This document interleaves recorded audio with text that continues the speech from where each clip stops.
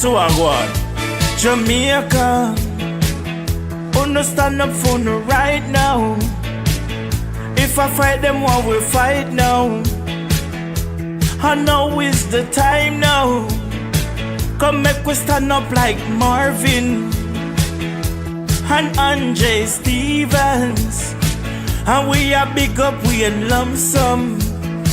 And them attack for we right now. We have to get rid of broken. The man wicked and lie. And just through money. And to sell we are.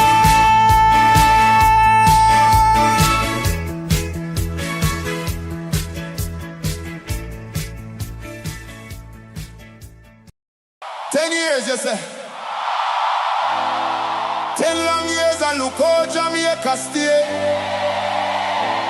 No light, no road, no food pan we plate. People are suffer while Andrew live great. Hey, hey. You stand up on the platform, smile wide and proud. I tell we about prosperity, but we can't see it all now. Hurricane come through and left the people bare. 6 months later, them still out there, asleep under the air. Their GLP friends, them build high rise, road still full of wood. A whose pocket to a fill, while the nation lose its soul.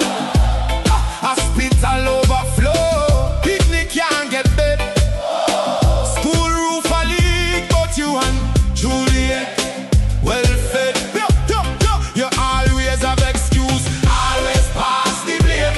Every time something wrong, it never go in your name. Jamaica a drown and you claim you're unclean. Biggest actor in a politics we ever see. Holness, time to go. Time to go. The people, we say no. 10 years and we can't take no more, you know, hear us. We are not on the door. Holness, time to go. Time to go. From Kingston to Negril, the people say so. We tired, we hungry, we done with the show. Holness, a time to go. Farmer can't afford to plant, food price reach the sky. You bring in the poverty while your own people cry. We born ya, we grow ya, we bleed for this land. But Andrew at the top won't extend the man. You talk about vision, you talk about plan. But 10 years later we still can't understand. Corruption report London, nobody charge. The people pocket small but the scandal them large. Roads crack up parish council bro. Country suffocate done and it just smoke. And when we raise revise so call we political. But the truth is the truth and the truth is biblical. Holness, time to go. Time to go. The people, Them say no. we say no. 10 years and we can't take no more, you know hear us.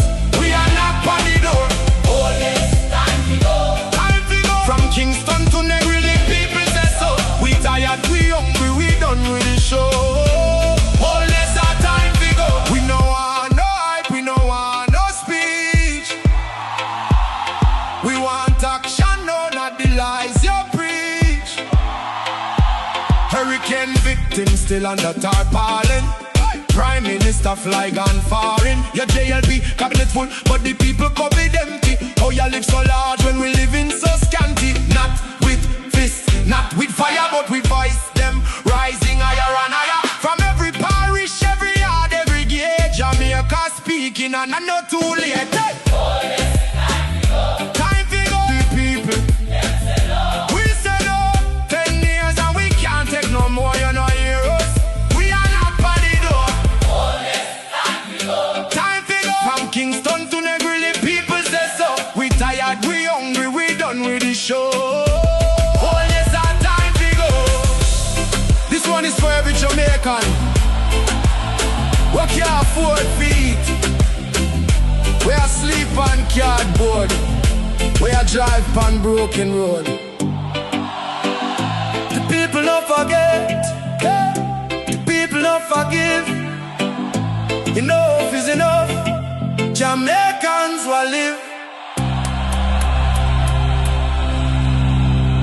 The Supreme Court yesterday 10 years, handing you say. Creators, take these 3 apps I built to run my business and made it with Base 44. We're ready for you. No light, no road, no food, pan we plate. People are What up, suffer BT? Before I introduce while this next Andrew live performer, great. I want to remind everybody to watch the Big You Three stand up tomorrow on the night. platform, smile wide and proud. I tell we about prosperity, but we can't see it all now. The Supreme Court yesterday handing the Trump I left the people be that black tree. 6 months later, them still out there, asleep under the air. The Supreme Court yesterday handing the Trump administration 2 wins on immigration. And joining us to discuss is Andrew Arthur. He's a fellow in law and policy at the Center for Immigration Studies and a former immigration judge. And it's good to see you again, Andrew. Thanks for joining. Now, the Supreme Court.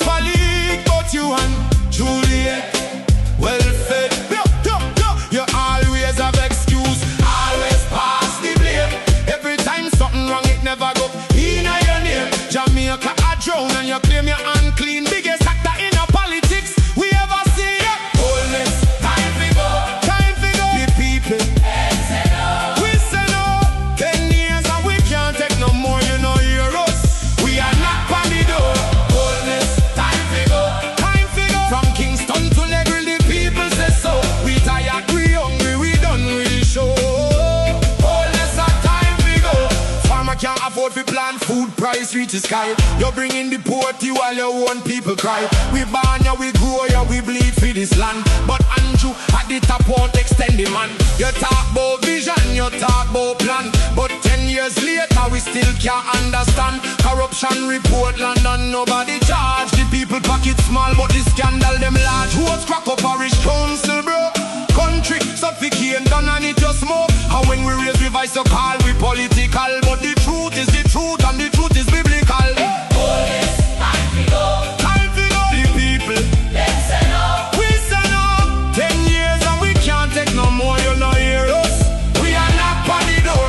Holness, time to go. Time to go. From Kingston to Negril, the people say so. We tired, we hungry, we done with the show. Holness our time to go. We no want no hype, we no want no speech. We want action, no, not the lies you preach. Hurricane victims still under tarpaulin. Prime Minister fly gone foreign. Your JLP cabinet full, but the people COVID empty. How you live so large when we living so scanty? Not with fists, not with fire, but with voice. Them rising higher and higher. From every parish, every yard, every gate. Jamaica speaking and I'm not too late. Holness, time to go. Time to go. The people, Them say no. we say no. 10 years and we can't take no more. You know hear us.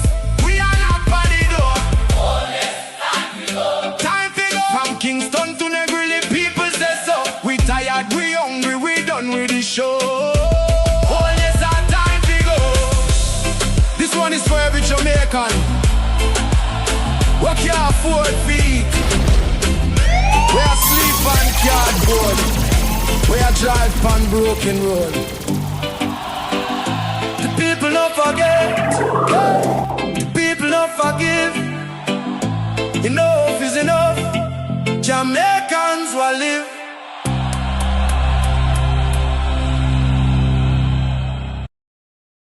I want to say pleasant good night to everybody here on all the platforms, all my platforms on YouTube. I want to thank you so much for being here. I just want to ask you guys to please like and share the video. It helps, for other person that might not be awake right now.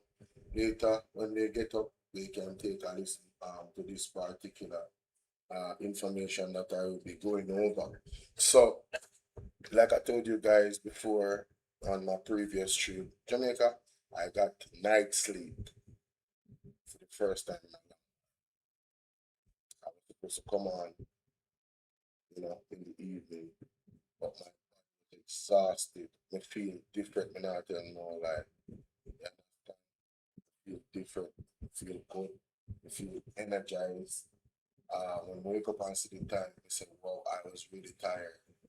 My body was exhausted, but we are here. No, in terms of,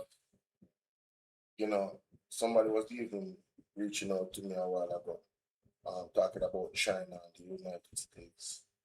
And, you know, for all those persons that want to judge between America and China in terms of who Jamaica should favor, is one thing I would have them consider.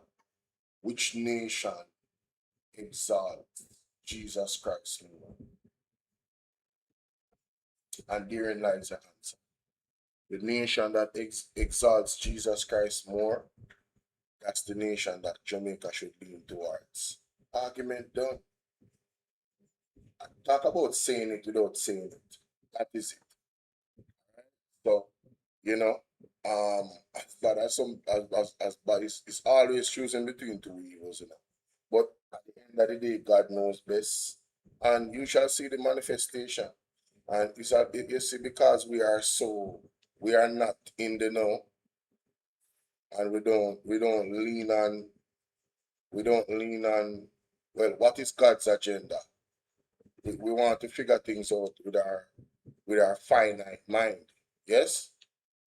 And of course, you know, it's encoded in our DNA, but a wise man, a wise woman is going to look at that.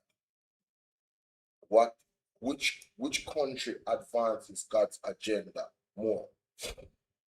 Is it the Chinese, or is it, and I'm talking about in Jamaica specifically, which country would advance God's agenda more?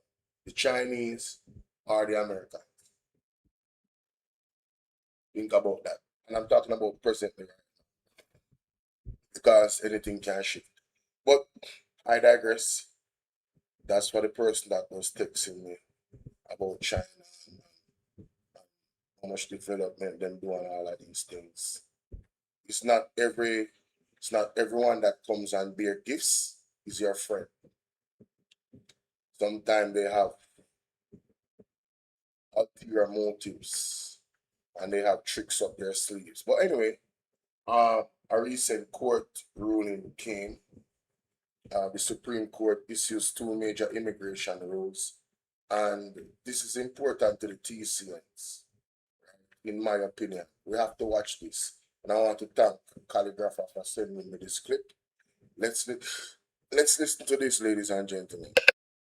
Court delivered 2 significant rulings on immigration this week that could reshape enforcement under the current administration. Let's break them down. First, on temporary protected status. What does this ruling mean for the hundreds of thousands of TPS holders, particularly from Haiti and Syria? That's a great question, Stephanie, and thanks for having me today. What this order does is it clears the way for the Trump administration to terminate temporary protected status, not only for Syrians and Haitians, but for any number of the more than 10 nationalities that currently have that status. TPS allows those individuals to remain in the United States, even if they don't have green cards, even if they don't have legal status. And the government cannot remove them as long as they do have temporary protected status. One of the things that the Trump administration has been doing is going back and reviewing decades-old temporary protected status orders for nationals of countries such as Somalia, Sudan, El Salvador, Guatemala, Honduras, and is, rescinding many of them because most of the conditions that existed at the time that those temporary statuses were granted have been resolved, and those countries are safe for them to go back to. Now, this doesn't mean that the cases are over. Supreme Court made clear that aliens who were subject to TPS can still make constitutional claims, but it also cleared the way for most of those constitutional claims to be resolved as well. So this is a big victory for the Trump administration, but even after TPS is rescinded, those individuals still have to go through deportation proceedings one by one and be removed from the United States if they don't have any right to remain here. So this certainly applies to the folks who've chosen to stay all that time, but do TPS holders typically return to their home countries when conditions improve, or do most end up staying long term? It's interesting because some of them get lawful status in the United States. Some of them opt to return home or to go to a third country. And unfortunately, some of them have been here for so long that they die. So we've actually seen the numbers come down by a couple 100,000 since TPS was originally announced for most of these countries. So this is going to give the Trump administration the opportunity to make real progress in, clearing away some of those decades-old designations. But it also is a political issue. We're already hearing from some Democratic members of Congress, particularly in New England, who are claiming that removing all of those Haitians is going to have an impact on the healthcare industry up there. Apparently, a lot of Haitians are involved in healthcare in New England. So we'll see how the politics shakes out. But for right now, the law is good on the president's side. And how does it shift the balance between the executive branch and the courts in immigration policy? That's another great question, Stephanie, because the statute is clear, and this was actually the basis of the court's ruling. When Congress created temporary protected status back in 1990, it stated that no court shall have the ability to review a decision to designate or terminate a designation for TPS. But that hasn't stopped numerous courts, particularly under Trump 1 and Trump 2, from blocking efforts by DHS to end temporary protected status. Those roadblocks are now out of the way. What Congress said is now what the law requires. All right. Now, turning to the second case, the Supreme Court ruled 6-3 that federal law allows immigration officials to turn away asylum seekers at the border through metering policies. So in plain terms, what does this ruling mean for migrants seeking asylum? So the Ninth Circuit has held that an individual who stands on the threshold of the United States, right at the borderline, but not crossing the borderline, is an individual who has arrived in the United States. And for that reason, DHS must allow them into the United States so that they can apply for asylum. This is actually a very quick decision from Justice Alito, writing for 5 of his fellow justices, and said, no, arrives in means actually enters the United States, and gave a number of examples of that.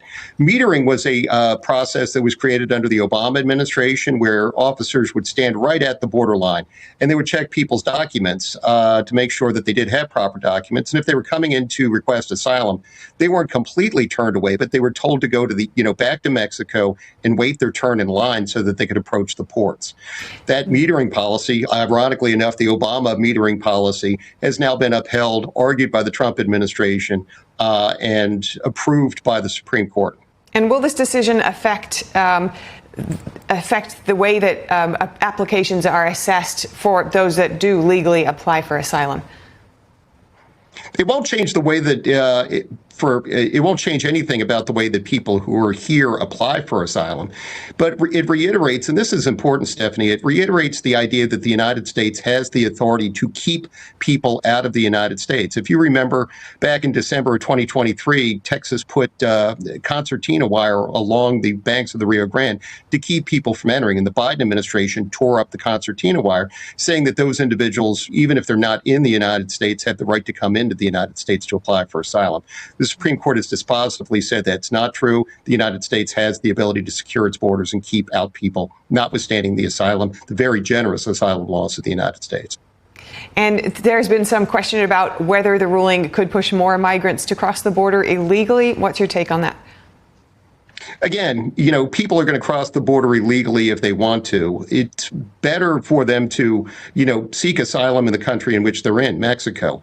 Mexico is already the 3rd largest asylum receiving country after the United States and Germany. And the Mexican government has the capability to provide for people who genuinely are refugees.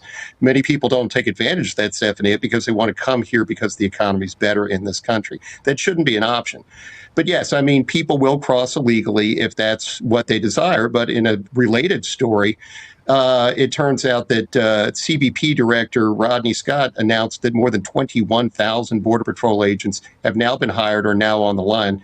And we've got about another 100 miles with the prospect of another 700 miles of border wall. So getting into the United States is going to be a lot more difficult. And the ports of entry, waiting on the other side for your turn, is probably going to be the only option for most people coming here to apply for asylum. And as we finish up, do you expect to see many legal challenges to these 2 decisions from yesterday? It's funny because when the Supreme Court speaks, the lower courts are supposed to listen. But one of the points that Justice Alito made, who also wrote the TPS case, was that, the Supreme Court had already signaled to lower courts with respect to TPS, how it should handle these cases, and that it really doesn't have much jurisdiction. Those courts didn't listen, and so the justices had to bring down the gavel of justice on those lower courts. Hopefully they fall in line. Hopefully they listen to what the Supreme Court says, but there's no guarantee of that. Watching it all closely, really appreciate your time and your expertise. Andrew Arthur, thank you so much. Thanks so much for having me, Stephanie.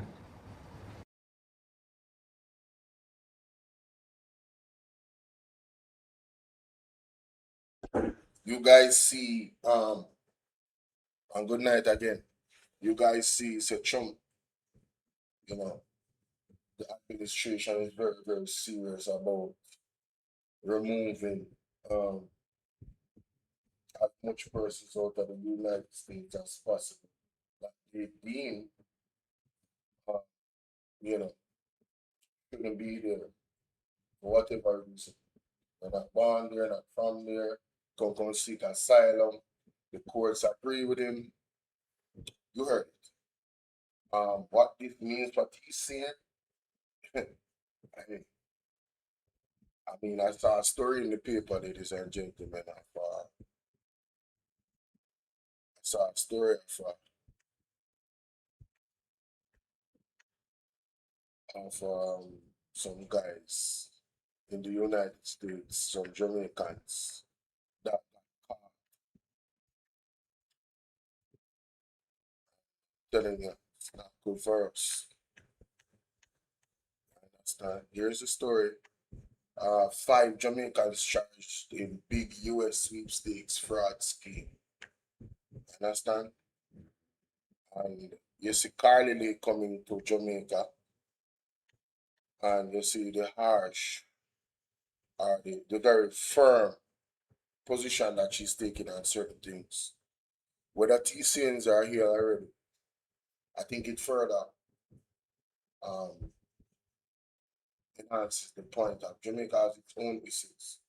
Why would we even consider taking on these nationals?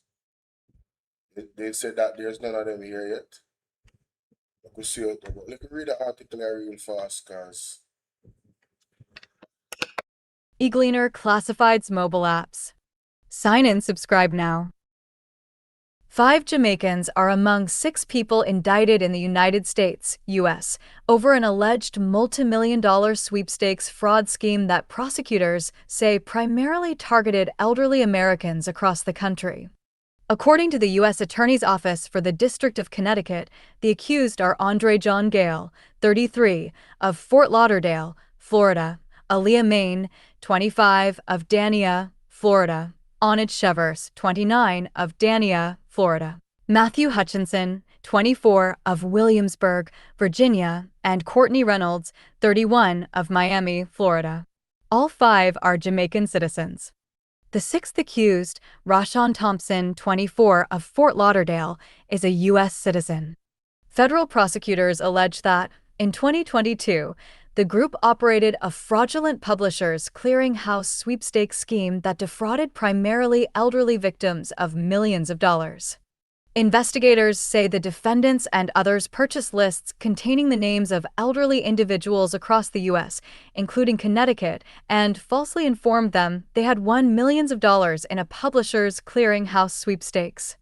Victims were allegedly told they first had to pay taxes or processing fees before claiming their prizes, and were instructed to send cash, checks, and money orders to members of the conspiracy. The indictment also alleges that some victims were manipulated into participating in a so-called sponsor program, where they unknowingly forwarded money to other victims and members of the fraud ring after being falsely told the funds came from previous sweepstakes winners.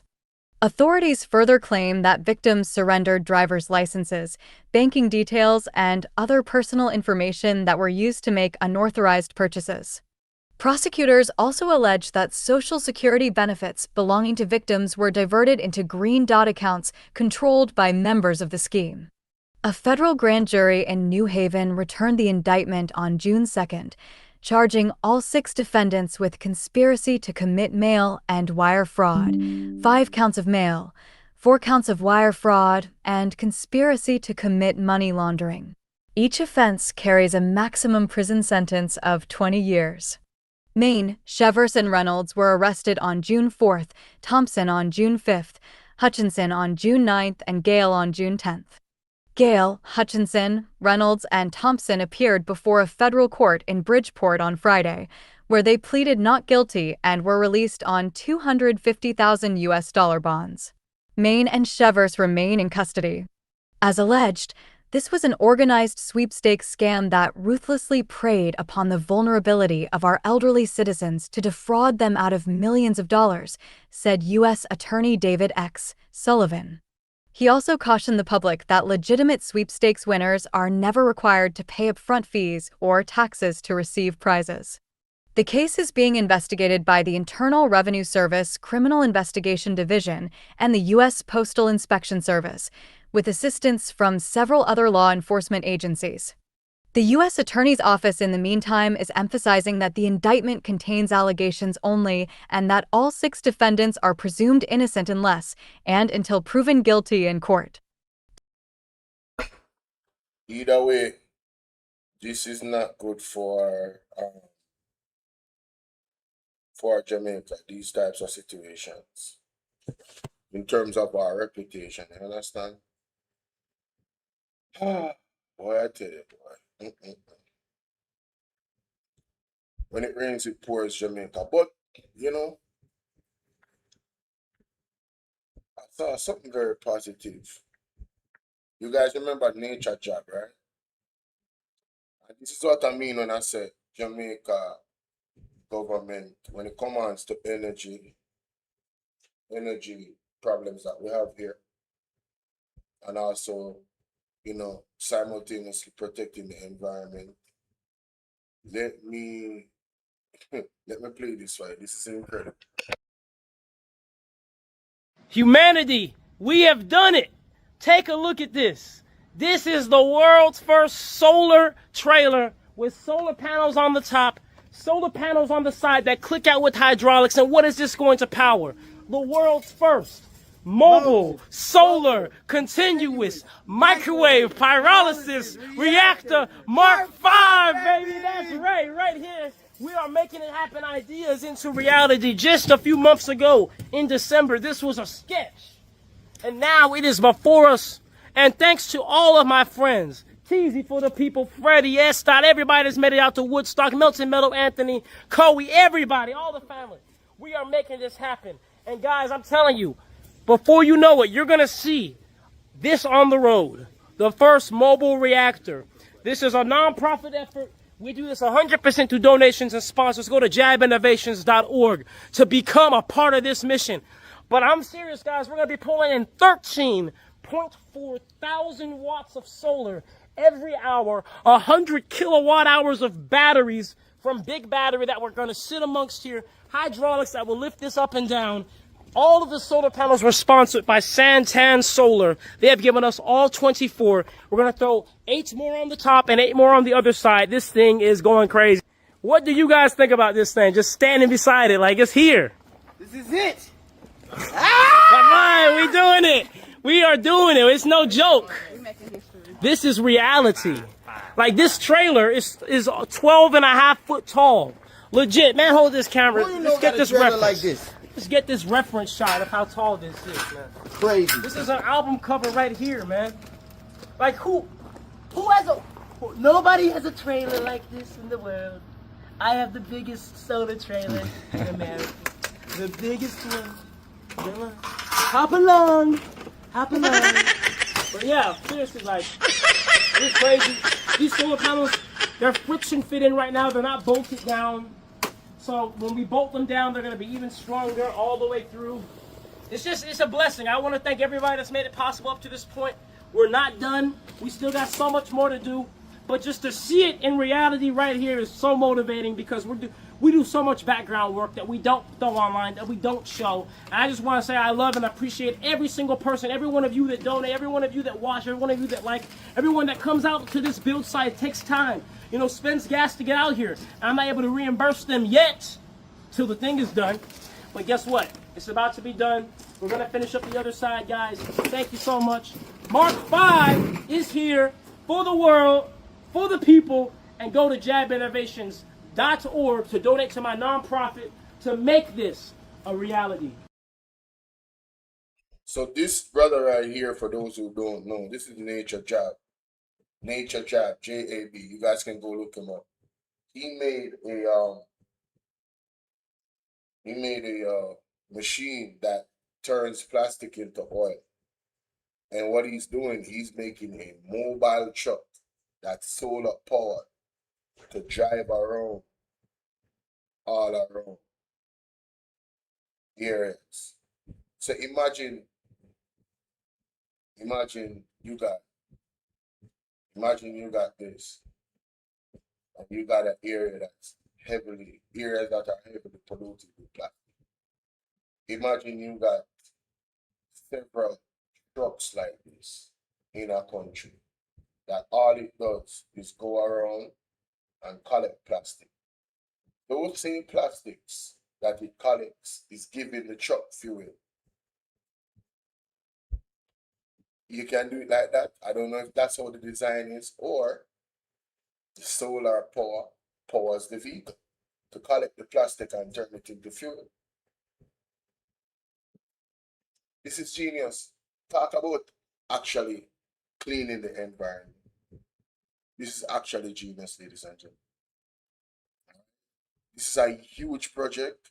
I mean, look at the solar. I showed you guys. He said it's 12 foot something high. It's ridiculous. The panels are like 12 foot something high. And it can fold out like this. You understand? Big ass truck, long ass truck. It's gonna have the hydraulics on it. Of course, you know, as an inventor or conceptualizer, right? And I won't say he created it, but through the help of God, it was, you know, the conceptualization of it and how to do it was revealed. But this dude right here, man, from the very first time that I saw his work, it was over with. You can't tell me that the governments of the world truly are about what they say they are about. Because a young man like this, an invention like this, if they were about really making things cleaner in the earth and making things better, he would be reached out to already. Because, hey, what's up, Darryl Vassell? You never said good night. I did subscribe. Thank you. Laura, how you doing, Laura? Yes, so this is major, ladies and gentlemen. This is major. Anyway, we're gonna move on. Shout out to Major Job. Now, should I go to Mr. Yeah, let me do that. Let me go to these stories first. Let me just give Desmond McKenzie the first shot at it. This is interesting. McKenzie defends local government record. McKenzie is hitting back at councillors and other local representatives who have been critical of the government's approach to drain cleaning and road repairs. Speaking at the handing over of the Cleanup and Restoration Initiative grants in St. James on Friday, Minister McKenzie says some of the comments being made are politically motivated. Roughly every month, the local authorities, whether they are a PNP or a GLP control local authorities, get an amount. We get around 600 or 700 million on a monthly basis from the Ministry of Finance, which is shared up not by me as the minister, but it is done on the number of roads in each parish. So when they tell you that they do have money to fix roads, not true. He also stressed that the local authorities also generate their own revenue to improve service delivery throughout the municipalities island-wide. Last year alone, the local authorities in Jamaica approve over 64.5 billion Jamaican dollars of plans. That was the revenue that went in. Imagine being able to build anything. Just when Desmond Mackenzie talk, I cannot take him seriously, because I remember him saying that JUTC for the first time made a profit. That was one of the biggest lies told. JUTC has never made a profit. So I can't take him seriously. I can't take him seriously, ladies and gentlemen. I'm sorry, I cannot. There's no way. Nothing that he says. You know what I mean? But let's go here. Let's go here, guys. We have to go to the nurses. And a special welcome to viewers on onespotmedia.com as well as TVJ Inter. And why am I saying no distraction? Well, if you notice all the stories where the Jamaica Labour Party is coming out, right? One scandal after the next, and it's like when Vibes Cartel put out a song, and the song hot, and then they put out a next song, and then they get distracted from that song. This is how the Jamaica Labour Party is putting out. Well, they're not putting it out, but the way how corruption is coming out, where they and mismanagement and bad governance is concerned, where their government is concerned, that is how it appears. It appears as if one scandal is replacing the next scandal. And then we move away from a scandal and not give it enough attention that it should get. Well, let's listen to this, because we're not going to allow that to happen.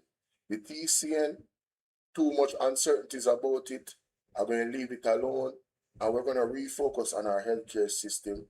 And we're going to refocus on Andrew Wheatley, Andrew Holness, and Xavier Main. All the people that were recommended to be charged or should have been charged. You understand? Andrew Holness should have been charged, right? And who is still under investigation and should remove themselves from office, do the right thing. It's never too late to do the right thing, all right? And do the right thing. Yes, we're going to focus on those things, ladies and gentlemen, all right? So let's get into it. International in the Cayman Islands. First up this evening, frustration is boiling over at the University Hospital of the West Indies. Nurses say overcrowding, insufficient beds and resource constraints are some of the measures that are creating an unsustainable working environment. They staged a sick-out on Tuesday in protest, Ramada Lyons reports. Sick of it. The sentiment that fueled a sick-out at the University Hospital of the West Indies Tuesday morning. An unsafe work environment, overcrowding, a lack of resources. Some of the issues nurses want scrubbed from the healthcare sector. This was the new emergency room, and it was Operation Set the Record Straight. This is not about the money. So I don't want this to be twisted. This is about patient care. And the manner in which we have to be working is nothing near safe. This is what's limiting safety. We have no beds. We have to be medicating without medication. We have patients on the floor at this. How do you medicate without medication, Jamaica? Christopher Tufton, how do you medicate without medication? What, they are supposed to make water into medication, like how they make water into wine? How do you do that? These are very critical issues that is happening right now. Your health is your wealth, and if that is the case, Jamaica is poor. Jamaica is extremely povertized. That's our the healthcare system. So we're calling on the resignation of Christopher Tufton as well.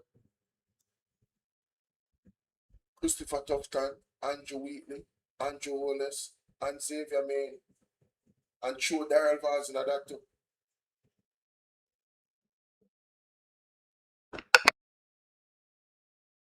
Working is nothing near safe. This is what's limiting safety. We have no beds. We have to be medicating without medication.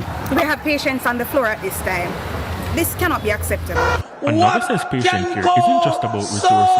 but also other bodies on the ground at any given time to use said resources. So if you have one nurse to 20 patients, some of those patients are going to be left behind. That's the truth. That's the hard truth. So one nurse can do so much and no more. So we want spaces on the ward and functioning beds on the ward that can take the patients from us at A&E. On the list of what's lacking, An ECG machine, needles, syringes, medications. We have to have patients there that need emergency medications and we cannot administer them because they're not available. Or some of us would walk to the wards to see if we could get them. We have patients to get blood and we have to walk the whole hospital just to source one blood line. just also other bodies on the ground at any given time to use said resources. So if you have one nurse to 20 patients, some of those patients are going to be left behind. That's one nurse to 20 patients, ladies and gentlemen. The nurses are being asked to do the impossible. Multiple people are going to be left behind. So if you don't have a bad case and the nurse should prioritize somebody that has a worse case, by the time the nurse gets the time to come on back to you, then you're probably going to be in a similar position as that other person. Right? the truth. That's the hard truth. So one nurse can do so much and no more. So we want spaces on the ward and functioning beds on the ward that can take the patients from us at A&E. On the list of what's lacking, An ECG machine, needles, syringes, medications. We have to have patients there that need emergency medications. Needles, syringes, these are basic stuff in Jamaica. Basic stuff. How on God's green earth is Christopher Tufton still a minister, the minister of health. How? Makes sense then call him the minister of death. Because all of these conditions are gonna promote death. Period. And we cannot admit we have a ward that can take the patients from us at A&E. On the list of what's lacking, An ECG machine, needles, syringes, medications. We have to have patients there that need emergency medications and we cannot administer them because they're not available. Or some of us would walk to the wards to see if we could get them. We have patients to get blood and we have to walk the whole hospital just to source one blood line. Patients need blood and they have to walk the entire hospital to source one blood line. Wow. Wow. This month, Tourism Minister Edmund Bartlett spoke to the need for a properly functioning healthcare system. Every time a visitor arrives in Jamaica healthy and leaves healthy, we have strengthened our brand. Every time a visitor encounters poor health standards, we have damaged our brand.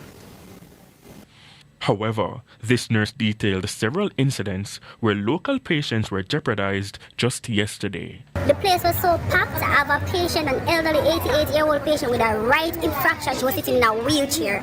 I had a lady who came in from ectopic pregnancy. She was in a wheelchair. I had another patient who had diabetes and she was in what we call diabetic ketoacidosis. I had to put in what we call a urinary catheter. I had to put she in a wheelchair. I had to put the lady up leg on the counter and one foot to the other side, and a two nurse tried to put in the urinary catheter. That is impossible. We are expected to be functioning as octopus and we're expected to be giving.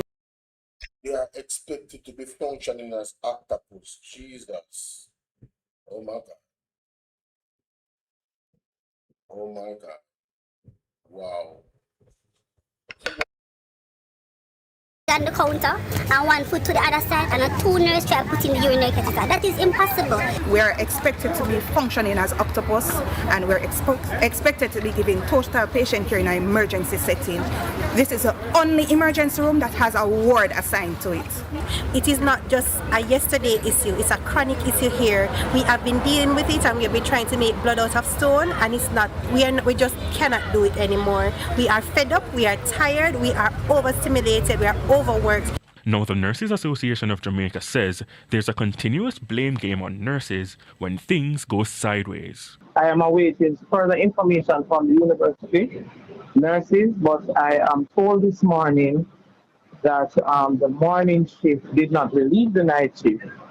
And it's a gentle protest in relation to certain working conditions and the staff-patient ratio. Romarda Lyons, TVJ News. So here, with all of the issues that we're going to Candy, with all of the issues that are there, they find a way to deal with nurses then. How cowardly by the administration. All these issues at UWI. You know what Christopher Tufton has not done yet? Fired one of the Manchester boys. That's what he has not done yet. Fitzgerald Mitchell that refused to come to the PAC meeting.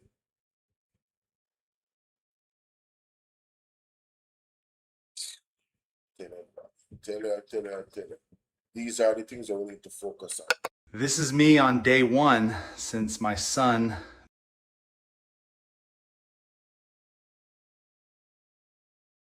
In the meantime, opposition spokesman on health, Dr. Alfred Dawes, says he's been privy to internal memos that have been sent by nurses. He says they have also been requesting meetings to address issues affecting their duties. This comes as no surprise because the nurses and the doctors have been reaching out to various levels of management, even I understand as far as the Prime Minister, to intervene in what is now an untenable leadership crisis at the University Hospital of the West Indies. This situation, it's almost as if the nurses are at a breaking point, the doctors are at a breaking point, and there is a call for a change in the leadership of the University Hospital. The time for placards and tying out the staff by saying that you're going to look at review committees' findings and so on, that's far gone.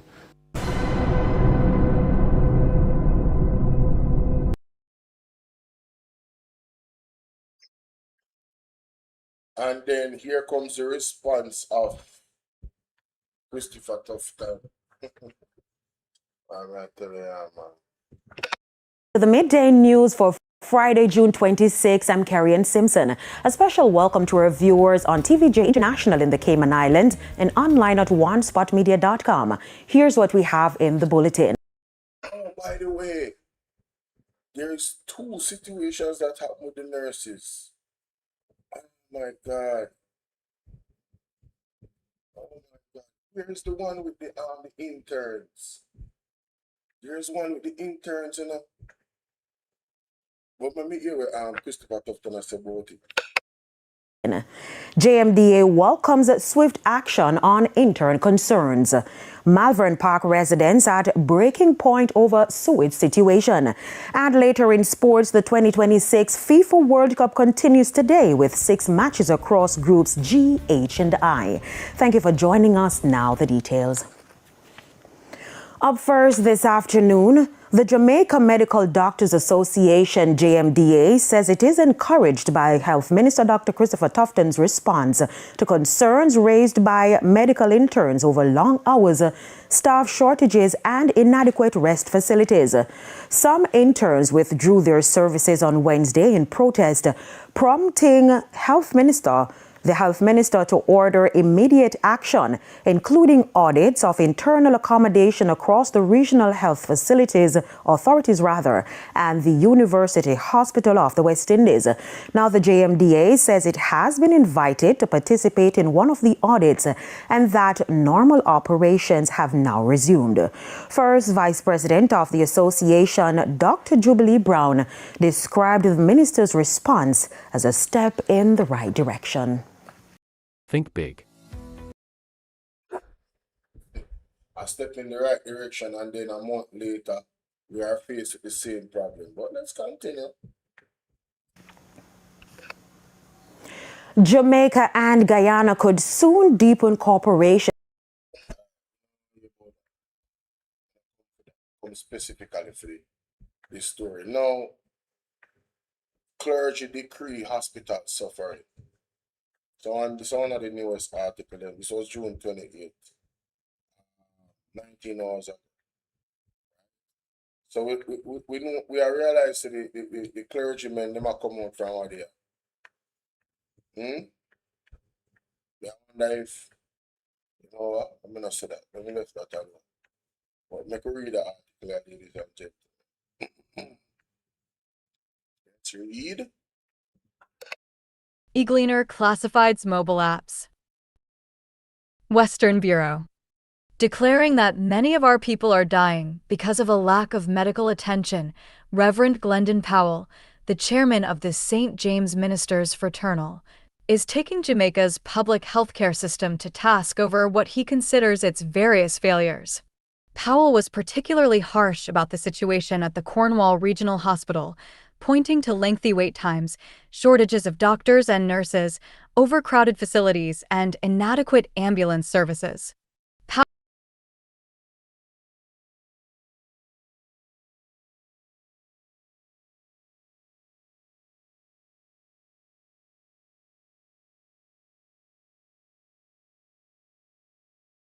I don't know what just happened, but I'm going to refresh the page.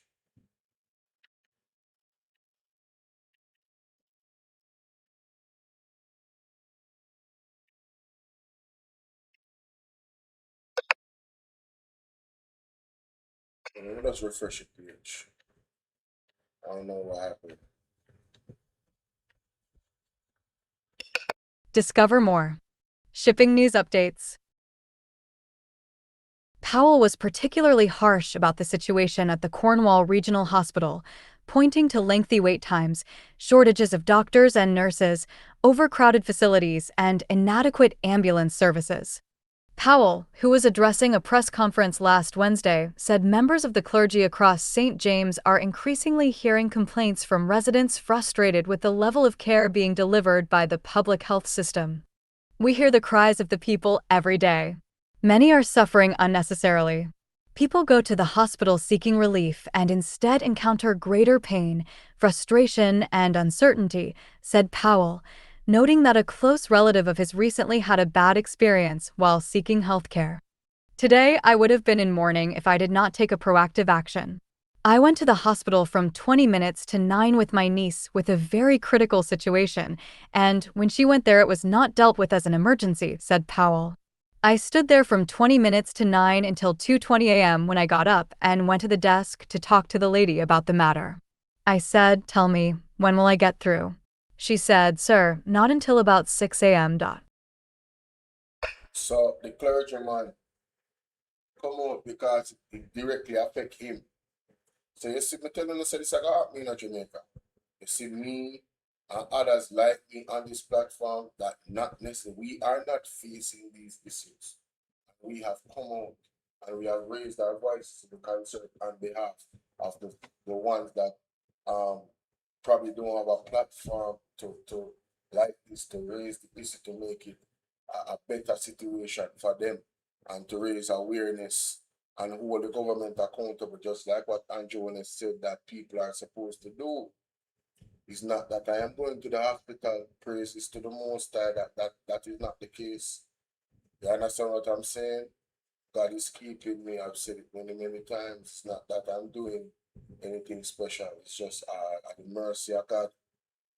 And I thank the Lord for such mercies that I don't have to go to these hospitals here in Jamaica. For a very, very long time, that has been the case. So I thank God for that. I don't even want to be in a fight with anybody. So I avoid people. And I mean, I understand.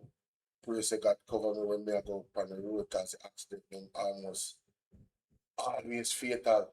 And even if you get to a bad injury going to these hospitals, you might come out worse. Well, most of the time you'll come out worse and it's not because the nurse them don't know what they do. It's not because the doctor them don't know what they do. You understand? Each case is different, but the system itself is not being given the tools necessary to work effectively. Whether it be enough nurses and doctors or equipment or whatever the case might be. That's why people have to wait from 9 p.m. to 6 a.m. in the morning before they get through.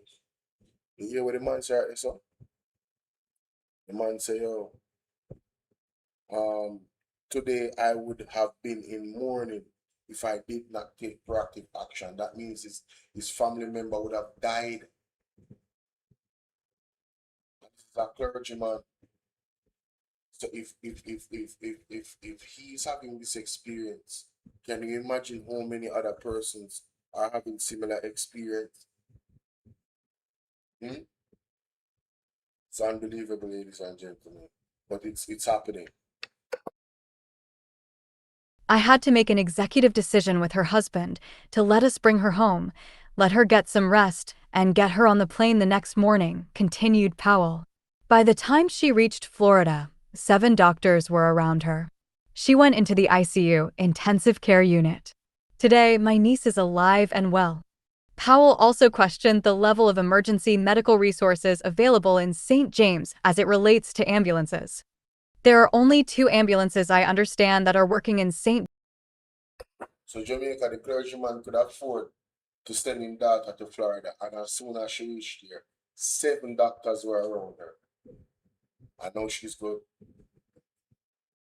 Why is Christopher Tufton still and this is the person that they're talking about, the PSOJ is talking about, that they want to replace Andrew Holness. The devil is a liar.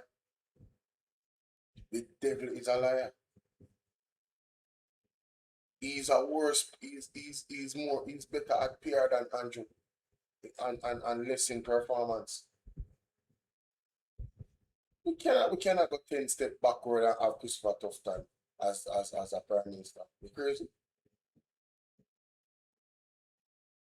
That's a good question, Claudia. Will he reach out to other pastors to fight? Well, he doesn't need to reach out to other pastors. The fact that it came in the newspaper, that was big. That is big, and that is why I am highlighting it. That's why I am highlighting it. This is madness. The man had to send his niece to Florida to get real care. Suppose he was a person that couldn't afford it. Dog, me and him supper, or her supper. The man said he would have been in mourning if he did not make an executive decision. I want you guys to think about that. Wow. In St. James right now, and all the different places are calling the 2 ambulances, so when they tell you that we will come soon, it may be tomorrow morning, he said. We have a shortage of nurses, and we have shortage of doctors. We have doctors in our congregation, nurses in our congregation. We can't see them sometimes. Sometimes all 3 days consecutively they are at work. How can people work with such a tired mind dealing with people? It is ridiculous, he said. Immediate past chairman of the fraternal, Reverend Davwin Thomas, said the members of the clergy recognized the significant investments being made in the health sector, but maintained that serious challenges remain. We recognize the efforts which are being put into the healthcare system. For example, the National Health Fund, NCHEF, and many poor Jamaicans, and even middle-class ones have benefited from the NCHEF. Coupled with that, I think there is a high level of competency with our doctors and nurses. We recognize the tremendous efforts which are being put in to make Cornwall Regional Hospital a place that we all can be proud of. However, Thomas said lengthy waiting periods continue to cause hardship for patients. A hospital is a place where we go to relieve our suffering. It's very hard to go there and to encounter greater suffering, he said. We see elderly people who have served this country for years, and they are sitting on chairs for 3 consecutive nights, and sometimes when they get weary, they just lay on the floor. Thomas also raised questions about whether Jamaica's free healthcare model is financially sustainable, suggesting policymakers examine possible alternatives, including modest user fees or greater utilization of health insurance coverage. Secretary of the fraternity, Reverend Godfrey Francis, said the leadership of the various denominations and faith-based ministries are constantly confronted by stories of hardship from residents seeking medical care. We get these cries every day as ministers. We face it every day. Every day, people are crying, and we see the suffering, and we hear it. We are saying people must not be able to say, "I don't want to go to that place," he said. The St. James Ministers Fraternal is a prominent Christian fellowship and advocacy group based in Montego Bay. It functions as a network of pastors and church leaders from various denominations who come together to promote unity and address social issues.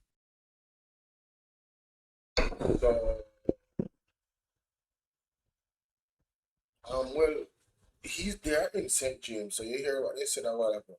It's a network of pastors and churches from various denominations who come together to promote unity and address social issues. So I guess these clergymen, they are advocacy group. You understand? So this is what they do. Somebody calling me or whatever.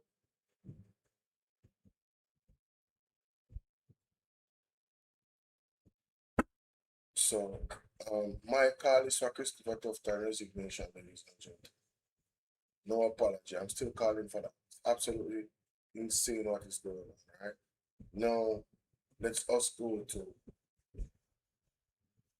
Andrew Willis and the Jamaica Labour Parties.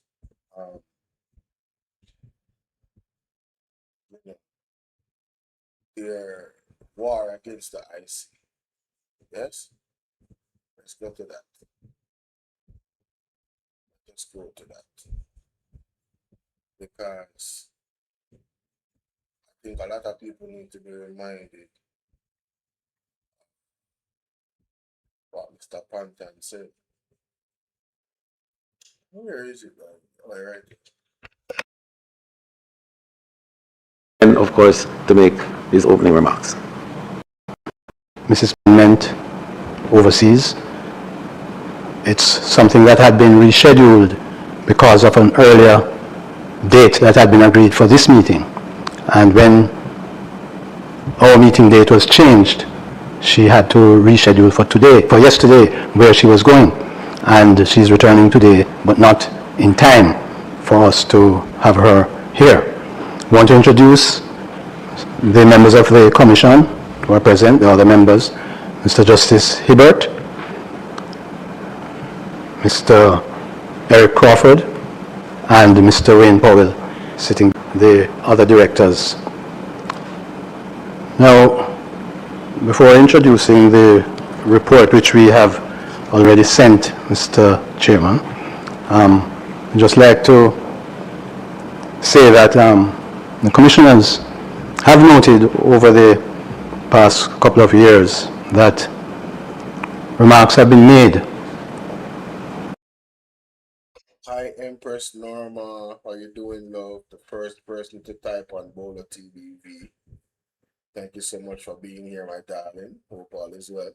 And big up all of the silent watcher them same way. All of you that hit the like button, thank you guys so much. I appreciate it. Let's continue. That the commission is partisan and that the commission, that there is malice in its operations. I'd just like to point out that the persons who made those statements know that it is not true. They know that we know it is not true. And they know that Jamaicans know that it is not true. There's a situation where 70% of the persons on the voters list do not vote. And it is startling that it could be suggested that the 5 commissioners happen to be partisan. So we reject that. In terms of our performance over the years, we have on record from no one higher than the Prime Minister that in 2020 he commended the Commission in our Anti-Corruption Day celebration He said, under the leadership of Chairman, the Honorable Mr. Justice Seymour Panton, the Commission continues to distinguish itself, operating without fear or favor in pursuit of a just and corruption-free society. That was 2020. In 2022, he said that the Commission has done an outstanding job in increasing awareness and understanding of the anti-corruption framework. And as recently as December last year, he said, I am therefore pleased to note its work to expand public sensitization programs and improve investigative performance and technical proficiency, all of which represent a comprehensive approach to addressing corruption. I also commend the Commission's efforts to strengthen awareness and compliance, as well as its dedication to improving responsiveness, etc., etc. So let's Help. We hear the ladder. We need your divine intervention. We're tired of the labor rights. We're tired of the green people. We are so far. We can't take it no more. We need this. We need it. We need it. Help. Help. Jesus Christ of Nazareth. Psalm 46. God is our refuge and strength. Is a liberator. Continues to distinguish itself, operating without fear. He commended the Commission in our Anti-Corruption Day celebration. He said, under the leadership of Chairman, the Honorable Mr. Justice Seymour Panton, the Commission continues to distinguish itself, operating without fear or favor in pursuit of a just and corruption-free society. That was 2020. In 2022, he said that the Commission has done an outstanding job in increasing awareness and understanding of the anti-corruption framework. And as recently as December last year, he said, I am therefore pleased to note its work to expand public sensitization programs and improve investigative performance and technical proficiency, all of which represent a comprehensive approach to addressing corruption. I also commend the Commission's efforts to strengthen awareness and compliance, as well as its dedication to improving responsiveness, etc., etc. So I just want, although I know that Jamaicans on the outside know that those statements made in this hall by parliamentarians are not true, although they know that, the words here go international. So for the record, I wanted to put on there what none other than the Prime Minister has said in relation to the work of the Commission. And I hope that puts to rest the question of partisanship and malice. As regards some other statements made in this room about giving orders, the Commission takes orders from no one other than the court, and it needs to be understood. The Commission takes orders from no one other than the court. Of course, there is God-given orders which we all obey. And I hope, Mr. Chairman, that the persons who were making those statements, that they will desist, because it fuels, such statements fuel a sort of mood among sycophants. And in the kind of society in which we live, we need to understand that persons should be very careful of what they say. There is a member of parliament who was actually, Mr. Chairman, sent out a document with the photographs of 4 of us saying that we are bringing down the government. Now, in this climate, for a member of parliament to be doing that, it's reprehensible. And I have not heard any parliamentarian condemn it. And they're sending out, there are parliamentarians sending out WhatsApp notes of all sorts of reprehensible things. And I hope that somebody will take the leadership to correct them. We on the Commission, we are committed to doing what the legislation permits us to do. That is what is happening. And it is not fair for the employees to be set in a stage where they can be set upon. So I trust. Who's the employees? Who's the employees? The Integrity Commission is the employees of the government. You know? The government is the one that wrote the rules for the employees to follow. You know? So it's unfair to the employees to be attacked by the same employer for doing their job. And that's what we're seeing happening by the Holness administration. That folks will realize that the reports that we send from the Integrity Commission, they are reports of facts. There are factual statements in the reports. Of course, there are recommendations attached to the reports which the law allows. The law says that the Director of Investigation may make recommendations. The recommendations that are made, the Parliament need not follow them. In fact, the Parliament in Jamaica has a history of recommendations being made by people who make reports, Commission of Inquiry, and the recommendations are ignored. So we understand that, and we should not really have a situation where we are being pilloried for doing what the legislation allows. Now, in relation to this annual report, Mr. Chairman, it was dispatched to the Parliament in late June. The letter that I signed sending it is dated the 24th of June.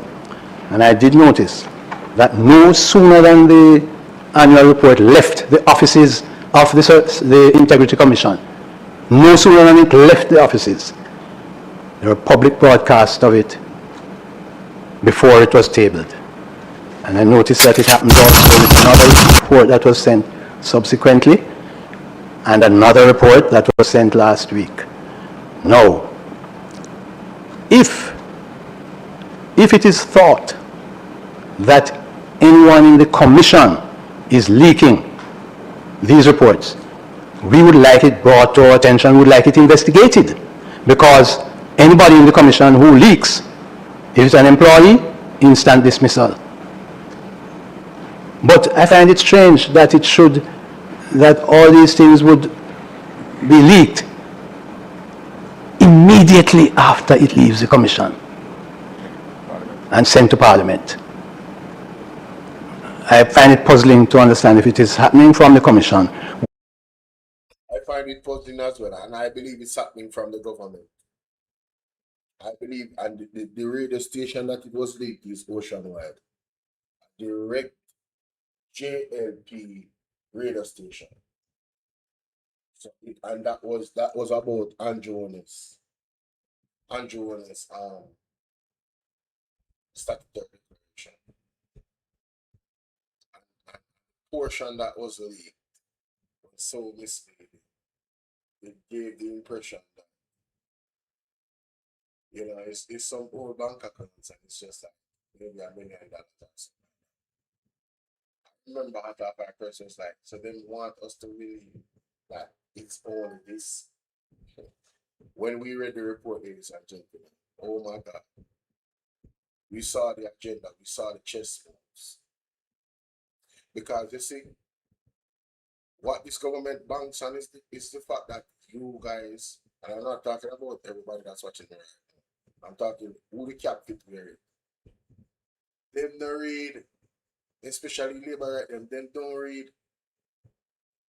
No, for them to read, them not looking at the report, they just want to hear Oceanwide say, oh, you know what, sir?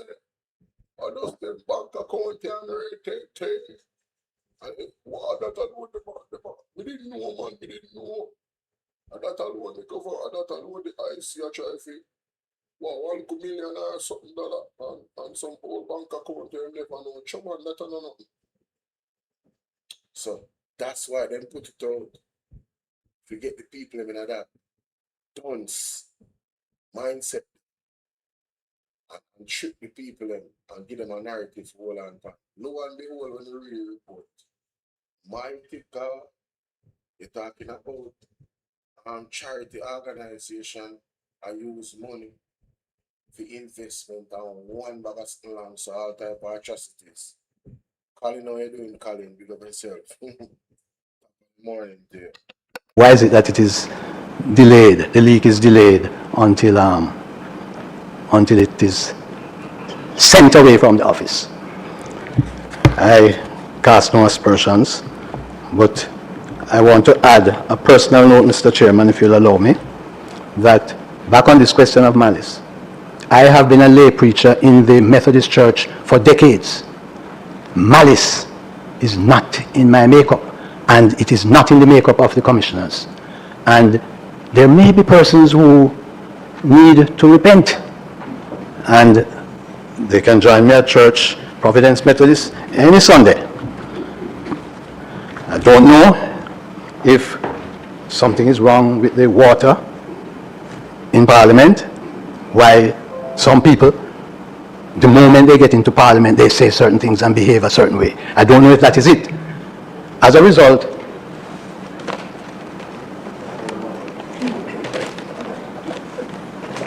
I decided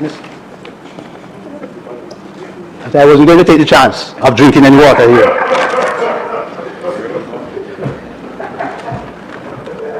Another feature, Mr. Chair. Every time you hear Mr. Julian Robinson laugh, I Angela, they do it. Every time you hear Julian Robinson laugh, but they do laugh. It might sound like Santa Claus, a friend. Hurry, General. Which I'm very serious about, is that because of what has been happening, I personally intend to see if I can meet with Senator Longmore, Doctor, to have a word with her, because it may well be that she needs to have a word with some members of the House. They need psychiatric evaluation, ladies and gentlemen. Some of the members of the Jamaica Labour Party need psychiatric evaluation. He didn't say it, but he said it without saying it. Something wrong with them brain. So I present to you, Mr. Chairman, the 6th annual report. So, I want to see what I'm going with that.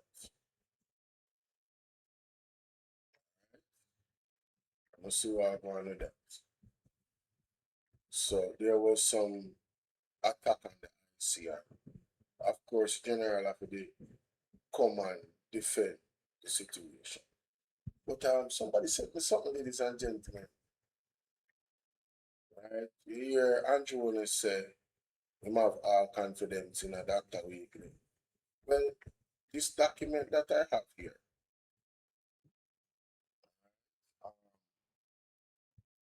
in the Supreme Court of Judiciary Civil Division, claim number SC 2020 CV 02416, between Dr. Andrew Weekly and the Integrity Commission. This was 2020. You know? Jamaica, I never knew that Andrew Weekly, Anna Brown, what are you doing? Good night. I never knew that Andrew Weekly carried the Integrity Commission to court in 2020. Did you guys know this? Let's get into it, ladies and gentlemen. This is unbelievable. This is unbelievable. And 54(5) of the Integrity Commission Act between Dr. Andrew Wheatley claimant and Integrity Commission respondent. In chambers, Mr. Chuakima Cameron and Mrs. Carolyn Reed Cameron QC for the applicant. Mrs. Jacqueline Samuels Brown QC, Mr. Lorenzo Eccleston for the respondent. Heard on July 31, 2020 application for leave to apply for judicial review, whether recommendations are amenable to judicial review, administrative orders quorum, George J. extent and context of the application. 1. This is an application for leave to apply for judicial review, which was initiated by the filing of a notice of application for court orders on the 7th day of July 2020. This application is supported by an affidavit of the applicant filed on the same. Ladies and gentlemen, this is a actual court case between Andrew Wheatley and the Integrity Commission from 2020. I'll say that again. This is the actual court case between Andrew Wheatley and the Integrity Commission in 2020. How the hell can Andrew Holness tell us that either he's... When did Andrew Holness say him search far and wide and he don't know if anybody being investigated by the Integrity Commission? When did he say that, guys? Somebody commented in the comment section. When did Andrew Holness say to us that him search far and wide and there is nobody in a field government that is being investigated by the Integrity? And granted, I think it was Andrew Wheatley a part of this government at that point in time. When did the Petrojam scandal happen? Let me Google that real quick. Petrojam scandal with Andrew Wheatley.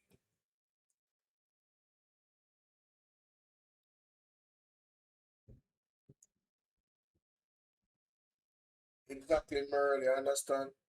So, Holness headache, Petrojam, July 1st, 2020. Alright, so it's around the same time. It's around the same time. The situation was in 2020. So he carried the Integrity Commission to court. Yes, let's continue. 2. Date. The applicant has sought leave to apply for judicial review on 2 general grounds, which are as follows. A. B. 2. To review the lawfulness and fairness of the conclusions about the applicant and recommendations of the respondent made on or around October 2019 in the Integrity Commission's Special Report of Investigation conducted into certain allegations. And to review the decision of the respondent to recommend that the applicant be prosecuted for perjury. The respondent is opposed to the application and has accordingly filed 2 affidavits in response to the applicant's affidavit. These affidavits were filed on the July 24, 2020 and the July 30, 2020 and were sworn to by Sachin Raitchin, the chief investigator in the investigation division of the respondent. 3. 4. The applicant's contention is that by virtue of the conclusions, recommendations, and findings of the respondent's director of investigations, the applicant's reputation has been brought into disrepute and he is now facing the possibility of a criminal prosecution as a result of the perverse and irrational conclusions made by the director of investigation. Consequent on this, the applicant avers that where a report calls a person's reputation into question in a direct way, both that person and the public generally have an interest in ensuring that any criticism is made upon a proper legal basis. It would be contrary to the public interest if the courts were not prepared to protect the right to reputation in such a context. The respondent's resistance to the application for judicial review is founded on the view that the application is premature given that the recommendation of the Director of Investigation has not been acted upon. In any event, it is advanced that even if the recommendation to refer the applicant in relation to a possible charge of perjury is acted upon and criminal proceedings are instituted against the 3. Applicant, the applicant's grouse can be sufficiently addressed in those proceedings. Background to the proceedings. 5. 6. 7. 8.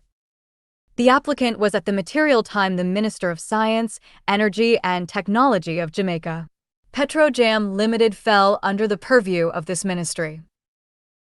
Sometime in or around May 2018, there were allegations of concerning acts of impropriety and/or irregularity, conflict of interest, corruption, nepotism, cronyism, and favoritism at Petrojam Limited. See Report of Integrity Commission, page 4. As a result of this, an investigation was instituted by the respondent through its Director of Investigation. The findings of that investigation are contained in report dated October 2019. The applicant is displeased with a number of the conclusions arrived at by the respondent's Director of Investigation, and as such instituted these proceedings seeking judicial review of those conclusions. Law and Analysis 9, Section 6, 3A of the Integrity Commission Act provides that in the exercise of its powers and performance of its functions under this Act, the Commission shall not be subject to the direction or control of any other person or authority other than the court by way of judicial review. You guys remember when Mr. Pantan said that the Integrity Commission does not take any orders from anybody but the court? See there, that's up, Section 6.3. In the exercise of its powers and performance, it is the function under this Act. The Commission shall not be subjected to direction or control of any other person or authority other than the court by way of judicial review. Let me take a screenshot of that. Anytime the labor come telling you nothing, my side, remember Section 6.3A, that proves what Mr. Pantan said is accurate. It was not something that was arrogance. The Integrity Commission under the law doesn't take any orders from the government, only the court by judicial review. Let's continue. 10. By Rule 56 of the Civil Procedure Rules, judicial review is available to any person, group, or body which has sufficient interest in the subject matter of the application. See Rule 56.2(1). This includes any person who has been adversely affected by the decision, which is the subject of the application. Rule 56.22a. Cases such as Council of Civil Service Unions and others v. Minister for the Civil Service, 1984, 3 All ER 93519, explores the issue of sufficient interest. The court need not be detained by questions of whether the applicant has sufficient interest or 4. Whether or not he should be considered to have the requisite locus standi, as there is no dispute in this regard between the applicant and the respondent. The respondent takes no issue with whether the applicant has locus standi, being a person who has sufficient interest in the subject matter of this application or, as claimed by him, to be adversely affected by a decision, which is the subject of this application. Para. 20 respondents' written submissions. Arguable ground with a realistic prospect of success. 11. It being accepted that the applicant is a suitable person to seek judicial review. The consideration for the court is whether he has shown an arguable ground with a realistic prospect of success. Before undertaking such a determination, it is of some utility to set out in full the orders which the applicant intends to pursue should leave for judicial review be granted. The applicant has sought to challenge not only the conclusions arrived at by the respondent, but also recommendations made by it. Specifically, the applicant has sought the following. 1. A. B. To review the lawfulness and fairness of conclusions about the applicant and recommendations of the respondent made on or around October 2019 in the Integrity Commission's Special Report of Investigation conducted into certain allegations. In particular, conclusions that Dr. Wheatley was less than truthful and dishonest in his representation to the Director of Investigation when he described Sophia Deere as his former technical assistant. Dr. Wheatley's representation that he divested all matters pertaining to donations within his constituency to the late Councillor Palmer was insincere. The suggestion that strategic placement of certain individuals in key positions at Petrojam Limited served as a corruption-enabling mechanism. So, the Integrity Commission report stated that Wheatley was less than truthful and dishonest in his representation to the Director of Investigation. So from them time, them having down as this dishonest person. So what Andrew Wheatley think him about achieve by carrying the Integrity Commission to court again? Because as far as we get to understand, which may read through all of the document there, we get to understand, say, he lose the case. Very interesting, but I want to hear all of it. We're here for it this morning, ladies and gentlemen. Like and share the video. Right? That really was less than truthful. That really represented that he divested all matters pertaining to donations within his constituency to the late Councillor Palmer was insincere. Dr. Willie was less than truthful and dishonest in his representation to the Director of Investigation when he described Sophia there as his former technical assistant. Hey, yeah, Nana. Let's continue, Jamaica. This is not normal. Mechanism 5. C. D. E. F. G. H. 2. An order of mandamus requiring the Director of Investigation to recommend to the Commission to publicly exonerate Dr. Andrew Wheatley of allegations concerning acts of impropriety and nepotism. What can go so? An order of certiorari quashing adverse conclusions, recommendations, and findings made against the applicant that were not grounded in fact nor law. A declaration that the adverse findings and recommendations and criticisms made of the applicant in the report were invalid to the extent that they were founded on invalid findings of fact. A declaration that where a commission calls a person's reputation into question in a direct way, any criticism which is made must be made upon a proper legal basis. A declaration that where a commission makes a finding in the exercise of an investigative jurisdiction, the Commission must base its decision upon evidence that has some probative value. A declaration that the applicant had a legitimate expectation that the respondent would have conducted the investigation in a manner which achieves transparency, accountability, and fairness. To review the decision of the respondent to recommend that the applicant be prosecuted for perjury and, in particular, the applicant will seek the following administrative orders. A. An order of certiorari to quash the decision of the Director of Investigations to refer the issue of the representations made by the applicant concerning Ms. Sophia Deere to the Director of Corruption Prosecution. 6. B.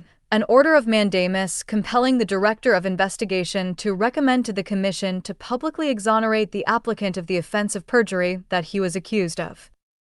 C.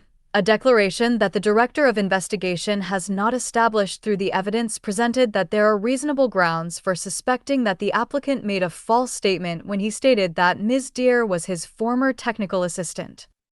D. A declaration that the statement made by the applicant to wit, that Ms. Deere was his former technical assistant, was truthful as evidenced by the employment contract of Sophia Deere dated March 15, 2020. E. A declaration that the decision of the respondent to refer the report to the Director of Corruption Prosecution was ultra vires and irrational. 12. As stated earlier, the court's first consideration must be whether the applicant has satisfied the threshold which must be attained before leave is granted. The Privy Council in its decision in Sharma v. Antoine and others, 2006, UKPC 57 explained the threshold thus. The ordinary rule is that the court will refuse leave to claim judicial review unless satisfied that there is an arguable ground for judicial review having a realistic prospect of success, and not subject to a discretionary bar such as delay or an alternative remedy. 13. It is the respondent's submission that the applicant has not disclosed any arguable ground with a reasonable prospect for success on an application for judicial review. They premise this on a central proposition that the recommendations in the report were not decisions and therefore not subject to judicial review. The applicants contend that an alleged error of law made by a commission of investigation in its report, which materially affects a matter of substance relating to a finding, is in general reviewable by court proceedings. The reason for exercising that power of review is stronger where that error damages. 7. The reputation of any person directly concerned in the investigation. Para 26. They also contend that the nature of the recommendations and findings were such that, in the circumstances, made them amenable to judicial review. The applicant is required in the context of this particular application to show that the findings and recommendations in the report are reviewable. If they are not reviewable, then clearly, he will not satisfy this court that he has an arguable ground with a reasonable prospect of success. 14. In relation to the contention of the respondent, the court in Dale Austin v. the Solicitor General of Jamaica and the Permanent Secretary of the Ministry of Justice, 2018, JMSC Civ. 1 is authority for contrary position. In this case, it was confirmed that some recommendations are susceptible to judicial review. Based on the dicta in that authority, it is evident that whether a recommendation is amenable to judicial review is dependent on the type of recommendation and its status in the decision-making process. Thus, in Dale Austin v. the Solicitor General and Ainer, the court undertook a distinguishing exercise between the circumstances in that case and those which existed in the case of Deborah Patrick Gardner v. Mendez and another, 2016. JMSC Civ. 121. The court found that the recommendation in the latter case was subject to judicial review as it had great weight and significance because it will be followed unless there is some unusual development. Thus, in a sense, the recommendation in that context is tantamount to the decision. Clearly, therefore, although no final decision is made, if the circumstances surrounding a recommendation are such that it will inevitably be followed as it would be tantamount to a decision, then such a recommendation is equivalent to a decision and hence may be judicially reviewed. Sykes J.A., as he was then, agreed with Mr. Foster QC's submission that in the present case the recommendation from the Solicitor General did not affect any rights of Mr. Austin. It was some distance away from, and therefore not proximate enough to any final decision that may have been made. This stands in sharp contrast with Mrs. Patrick Gardner, who stood to be separated from her job based on the recommendation, which would be the final decision unless it was deflected. 8. 15 of importance as well is the case of Office of Utilities Regulation v. Contractor General. In this So what I'm not sure right now are similar cases, right? And how they come by making a decision to grant a judicial review. That's what they're showing right here, saying, which is very important to know, ladies and gentlemen. Yeah.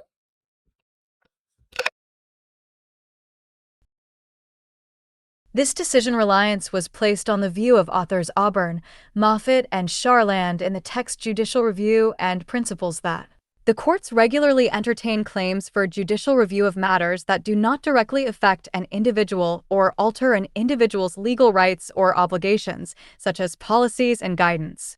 They also entertained claims for judicial review of non-binding recommendations and advice, and of reports that determine the facts of a matter, but which do not have direct legal consequence. The court, whilst not rejecting this position, was of the view that in each of the cases where judicial review was permitted some practical consequence, which negatively altered the rights of the applicant flowed from the recommendation or guidance which was challenged. It therefore follows from all of the above that 1. Recommendations are reviewable in certain circumstances, such as where the decision will very likely be followed, as, for example, where it is merely rubber-stamped, and 2. Where there is a breach of a legitimate expectation or some negative alteration of the rights of the applicant as a result of the recommendations being challenged. 16. Thus, given the totality of the foregoing, it would appear that the consideration of the court ought to be whether the recommendations/conclusions or findings can be considered to be tantamount to decisions, and 2. Whether findings of the respondent have negatively affected the rights of the applicant or has breached some legitimate expectation. It is with these considerations in mind that the court has to assess whether this is an appropriate case for the granting of leave to apply for judicial review. 17. A relevant backdrop to this process is the quote below by the learned Monget L.J. and Honorable Shirley Tyndall, O.J., and others v. Honorable Justice Boyd Carey, Reddit, and others claim number 2010 HCV 00474. In applying the principle postulated in Sharma, Supra, her ladyship stated that it is to be noted that an arguable ground with a realistic prospect of success is not the same thing as an arguable ground with a good prospect of success. The ground must not be fanciful or frivolous. A ground 9. With a real prospect of success is not the same thing as a ground with a real likelihood of success. The court is not required to go into the matter in great depth, though it must ensure that there are grounds and evidence that exhibit this real prospect of success. 18. This is an appropriate juncture to state that this court's consideration will be centered around whether the orders of mandamus and certiorari, which are being sought, have a realistic prospect of success. The court will not undertake an assessment in respect of the declarations which the applicant intends to seek. This approach is consistent with that taken in Office of Utilities Regulation v. Contractor General, Supra, where it was considered whether an applicant needed to seek leave to apply for the administrative order of a declaration. In referencing an earlier decision of the Supreme Court in Audrey Bernard Kilbourne v. the Board of Management of Malden Primary School, 2015, James C. Civ 170, it was held at paragraphs 86 to 90 as follows. 86. There is no need for leave to be applied for in respect of public law declarations. I go further. Not only is there no need, there is no basis on which the court can properly consider the question of leave in relation to declarations. 19. Rule 56.3a indicates that certiorari is granted for quashing unlawful acts. Meanwhile, by virtue of Rule 56.3c, an order of mandamus requires the performance of a public duty, including a duty to make a decision or determination. Proceeding on the premise of the foregoing, the issue to be resolved by the court is whether, in respect of the orders of mandamus and certiorari, the applicant has an arguable ground with a realistic prospect of success. An order of mandamus requiring the Director of Investigation to recommend to the Commission to publicly exonerate Dr. Andrew Wheatley of allegations concerning acts of impropriety and nepotism. 10.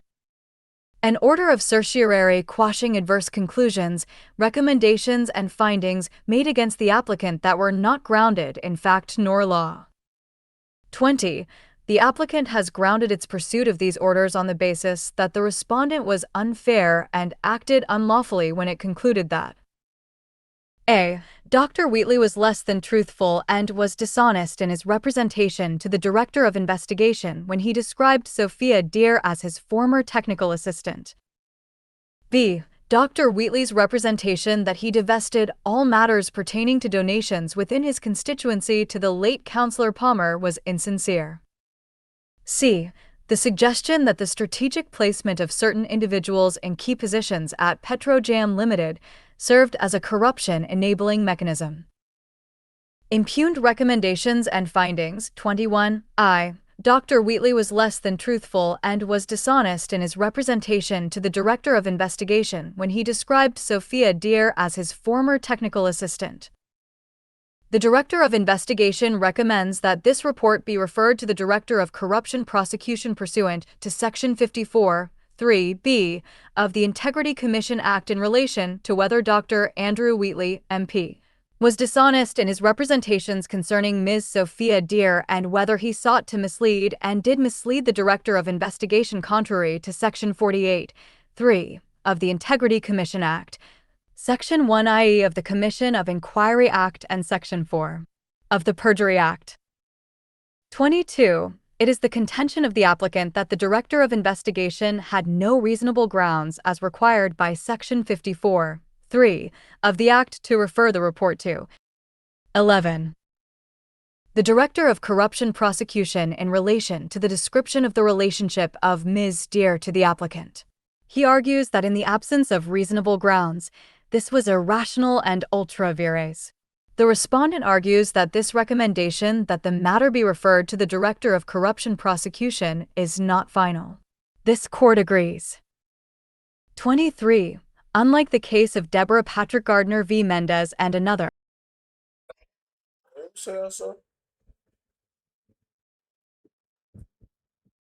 The respondent argues that this recommendation that the matter be referred to the Director of Corruption Prosecution is not final. The court agrees. Okay. Another, Supra. This recommendation is not tantamount to a decision, and there is no evidence that it is likely to be followed. In fact, Section 54(3) gives the Director of Corruption Prosecution a discretion to do as he deems appropriate. As submitted by the respondent, the recommendation by the Director of Investigation that the report be referred to the Director of Corruption Prosecution has not crystallized into a decision by the Commission, and there has been no initiation of criminal proceedings. It is clear also that this application may be considered premature due to the lack of finality to the recommendation. CR on the application of Verna Wilson and others v. Coventry City Council, 2008, EWHC 2300, a case cited by the respondent. This recommendation is therefore not reviewable. 24. In any event, even if this recommendation amounted to a decision, in that it had some finality, judicial review would in all likelihood be an inappropriate method for its challenge. A decision to prosecute is rarely reviewable. SV Crown Prosecution Service, 2015, EWHC 2868, Admin, 2016, 1 WLR 804. The proper course for the airing of any grouse, if the recommendation is followed, lies in the criminal arena and any contest to the allegations or any charges laid. A decision to prosecute leaves a defendant in criminal proceedings free to challenge the prosecution's case in the usual way through the criminal court, arguing that there is no case to answer or that the decision to prosecute is an abuse of process.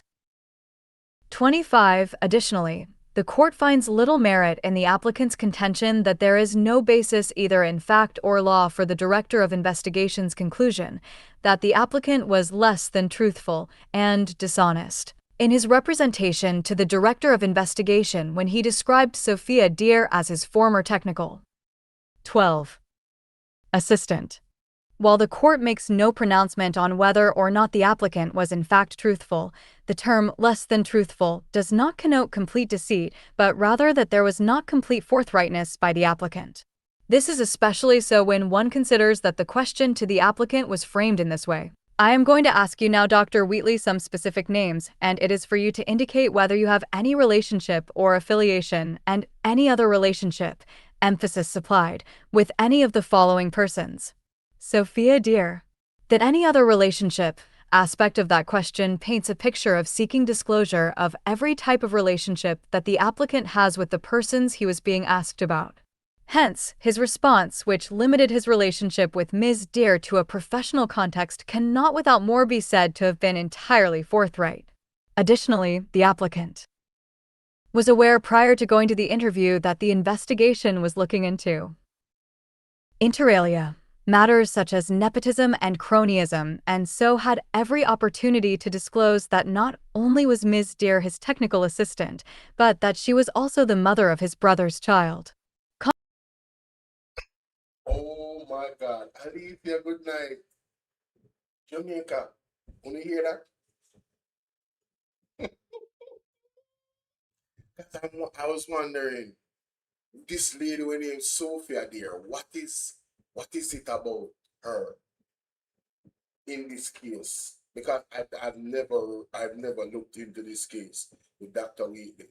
So Sophia Deer is the mother of his brother's child, but he told the commission, according to this, that it was strictly a professional relationship. See, it's right here, sir.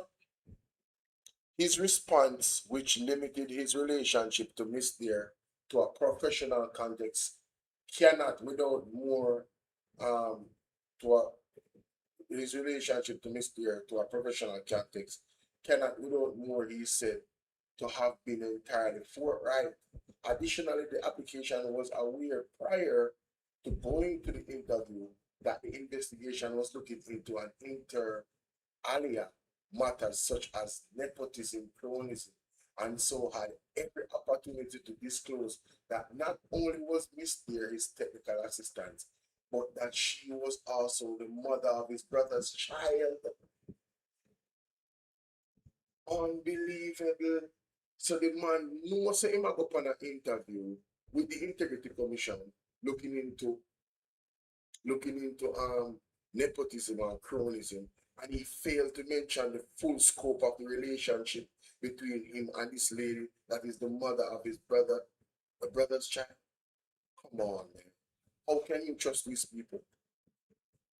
How can you trust these people? And this is the man that took the Integrity Commission to court in 2020. If I'm reading the document right here, that's what we're looking into now, ladies and gentlemen. Wow.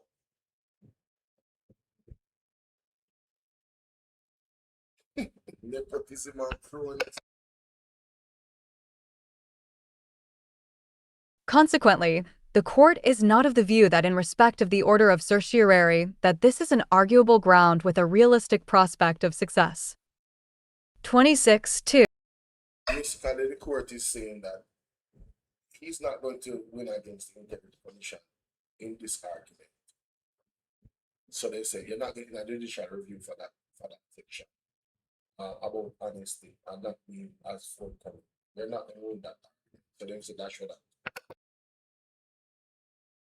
2. Dr. Wheatley's representation that he divested all matters pertaining to donations within his constituency to the late Councillor Palmer was insincere. The Director of Investigation in paragraph 9 of the conclusions of the report concluded that A. The Director of Investigation notes the statements provided by Dr. Andrew Wheatley, Mr. Lionel Myrie, and Mr. Oswald Williams regarding the alleged key involvement of the late Councillor Owen Palmer and questions the sincerity of the representations. The Director of Investigation makes its conclusion on the basis that Mr. Owen Palmer is deceased, and as a result the Director of Investigation is unable to corroborate the following. 13. 2. The representation by Dr. Wheatley that he had divested all matters pertaining to donations within his constituency to the late Councillor Palmer. 3. The representation by Mr. Lionel Myrie that the late Councillor Palmer instructed him to forward emails requesting donations from Petrojam Limited on behalf of Homestead Citizens for Action Benevolent Society, and 4. The representation by Mr. Oswald Williams that the late Councillor Palmer verbally contracted him to construct the classrooms at the Homestead Primary School. So there's no documentation of these things that they say is the late Councillor Palmer said.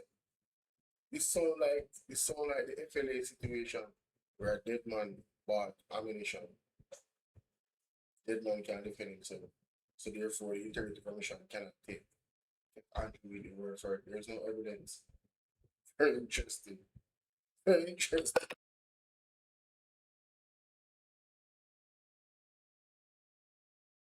School. 27. The applicant submitted that the respondent, without providing a reason, rejected the evidence of witnesses that tended to support the assertion of the applicant that the respondent had divested all matters pertaining to donations within his constituency to the late Councillor Palmer. In rejecting this corroborating and unchallenged evidence, the Director of Investigations maliciously and irrationally concluded that the applicant was insincere or, in other words, not being truthful. However, a close reading of paragraph 9 indicates that the Director of Investigations did not say the representations were false or insincere. The Director said he questioned the sincerity of the statements. In other words, he is unsure as to whether they are true or not. It is true that the Director premised this on the absence of Mr. Palmer, he being dead. The context of this being that he was alleged to have been responsible for certain questionable activities, but being dead, he was unavailable for the purpose of corroboration. The other witnesses do not strictly corroborate the applicant. It is always open to a decision-maker to desire corroboration if he is unsure as to the credibility of a particular witness. It would have been desirable for the Director to state reasons as to why he questioned the sincerity of the statement made by the applicant that he had divested dealings pertaining to donations to Mr. Palmer. However, I do not believe that this has injured the applicant, as this conclusion does not negatively alter any of his rights. 14. Or breach any legitimate expectation. It does not injure his reputation, as it does not assert that he was untruthful. It is in fact the applicant's contention in his notice of application that an alleged error of law made by a commission of investigation in its report, which materially affects a matter of substance relating to a finding, is in general reviewable by court proceedings. The reason for exercising that power of review is stronger where that error damages the reputation of any person directly concerned in the investigation. I agree with this position. The applicant has not shown that in relation to this particular heading, he has a realistic prospect of success. 111. The suggestion that the strategic placement of certain individuals in key positions at Petrojam Limited served as a corruption-enabling mechanism. Paragraph 8 of the conclusions of the report is as follows. based on the documentary evidence provided herein. The Director of Investigation questions whether the strategic placement of certain individuals in key positions at Petrojam Limited served as corruption-enabling mechanisms. A. The strategic placement of certain individuals is evidenced by the appointment of Dr. Perceval Bahadur and Mr. Richard Creary to the board of Petrojam Limited. Dr. Bahadur and Mr. Creary thereafter interviewed Mr. Floyd Grinley for the position as General Manager, Petrojam Limited, a post to which he was selected as the successful candidate. Mr. Floyd Grinley, after being appointed as the General Manager of Petrojam Limited, was a part of the 3-member interview panel which recruited Mrs. Yolanda Ramharak as the Human Resource Development and Administration Manager, the position that oversees the grant of donations by the entity as well as the recruitment of staff. 15. The Director of Investigations has recommended referral to the police in relation to allegations of fraud and to the Financial Investigation Division in relation to some of the donations. He has made findings as to the depletion of Petrojam's budget for that financial year and the exponential increase in donations. He has outlined in his report the relationship between certain individuals, the positions they hold, and possible conflict of interests that exists. It is in this context that he questioned whether the strategic placement of certain individuals in key positions at Petrojam Limited served as corruption-enabling mechanisms. This consisted of no decision or finding, nor does it without more affect or injure the applicant. This too has no realistic prospect of success. 28. The failure of the Director of Investigations to recommend exoneration of the applicant by Section 54(5) of the Act.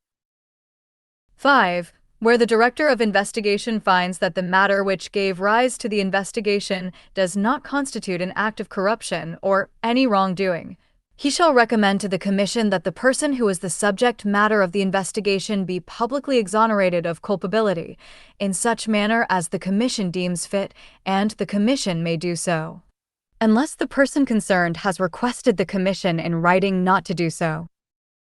29. The applicant contends that such a recommendation should have been made and seeks judicial review of the decision not to have done so.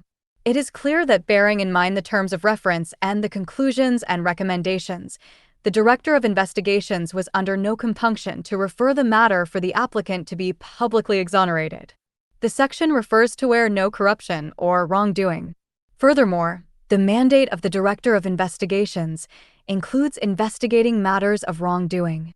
The Director would not have been in a position to recommend that the applicant be exonerated in circumstances where he has referred the applicant to the Director of Corruptions Prosecutions with a recommendation for the applicant to be charged with perjury in circumstances. 16. Where he believed that he was less than truthful, where he questions the applicant's sincerity in relation to statements made by him that he had divested dealings pertaining to donations to the now deceased Mr. Palmer. To recommend exoneration would fly in the face of logic. The question of exoneration as to impropriety is clearly addressed by the foregoing statements. In relation to the issue of nepotism, none was found. However, this by itself is insufficient for an exoneration, as the Act speaks of any wrongdoing. There is no realistic prospect of this ground succeeding. So, Mr. Wheatley wanted, just like what Andrew Holness wanted, he wanted the court to tell the Integrity Commission to exonerate him, to pass his statutory declaration and say yes, his statutory declaration is declared, and the court cannot do that based off of the facts. So the two Andrew didn't lose by now and well, Andrew Holness wants still their court, but Andrew Wheatley in this case, the exoneration part them ask the court for. This is what the judge is saying. You can't that now the succeed. There is a area of doubt where your whole argument is concerned. You can't understand, and they are well within their right to say, something fishy about this. Succeeding. Delay. 30. Though an extension of time within which to apply for leave for judicial review was included in the orders sought by the applicant, it appears that it was included ex abundanti cautela. The court has noted that the date endorsed on the report is October 2019. It would therefore appear that the recommendations and findings which are being challenged by the applicant were made in October 2019. Thus, any application for judicial review by virtue of Rule 56.61 ought to have been made within 3 months from the date when the grounds first arose. 31. The court, however, takes notice of the fact that exhibited to the first affidavit of Sachin Raichin is letter dated June 30, 2020 and addressed to the Speaker of the House of Representatives and the President of the Senate, by virtue of which the report was submitted to Parliament in pursuance of Section 54(4) of the Integrity Commission Act. The letter and attachment was submitted to the Clerk of the Houses. Consequent on this, it is apparent that though the grounds first arose in October 2019, until the report was submitted to the Clerk of Houses, it remained an internal document of the respondent. Accordingly, it cannot be envisioned that the applicant would have been aware of the report or its contents prior to it being submitted to the Clerk of House of Parliament, of which he is a member. Notably, the application was filed on July 7, 2020, some 7 days after the applicant could have reasonably ascertained the contents of the report. 17. Furthermore, there has been no contention by the respondent that the application is barred because of delay. 32. Consequently, the court finds that in accordance with Rule 56.62, there is good reason to extend the time within which the applicant is able to apply for leave to apply for judicial review. Disposition 33. Application for leave to seek judicial review denied. 34. No leave is required in respect of application for declarations. 35. No order as to costs. So Jamaica, he tried to get judicial review on these things, and as you can see the conclusion, applications for leave to seek judicial review denied. No leave is required in respect for application for declaration. No order as to cost. So, Mr. Dr. Andrew Wheatley, honestly, the Andrew them, ladies and gentlemen, something going on with the Andrew them. I don't know what's going on with the Andrew them, but something going on with them. Them taking the Integrity Commission to court and them losing miserably. Very interesting. Very interesting indeed. I never knew all of those things with the Petrojan thing, you know. I never knew. I'm glad I had an opportunity to go through it with you guys, all 18 pages. Somebody sent it to me and I said, what? So you had to say we carried him go court 2020 and he lost. That was a big loss. Now he's doing practically literally the same thing now. Bringing them to court again. What do you think is going to happen? How many times has the Integrity Commission lost a case in court? How many times have we seen that? Yeah, it's a young history, but when you do follow the law, it's pretty hard for you to lose in court when you follow the law. Yes. But I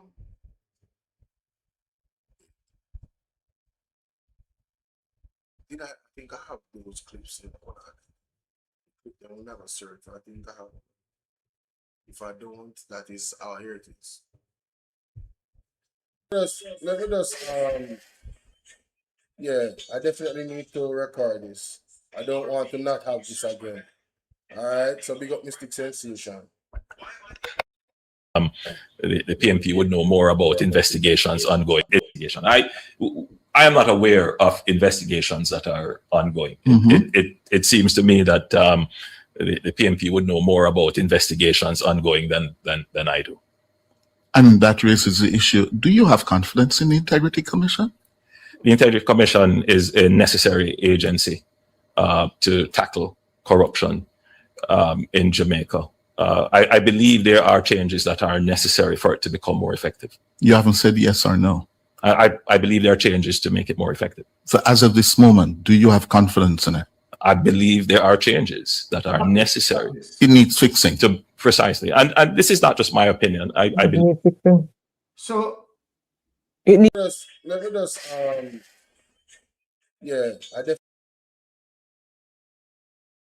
yeah, I'm gonna be putting all those clips together. I'm gonna be putting all those clips together and make one video. Of one end, Andrew Holness praising the Integrity Commission. And then on the other end, you know, they need all of this. They need all this. No, I don't know why I came here. Why did I come here? I wanted to go to Twitter.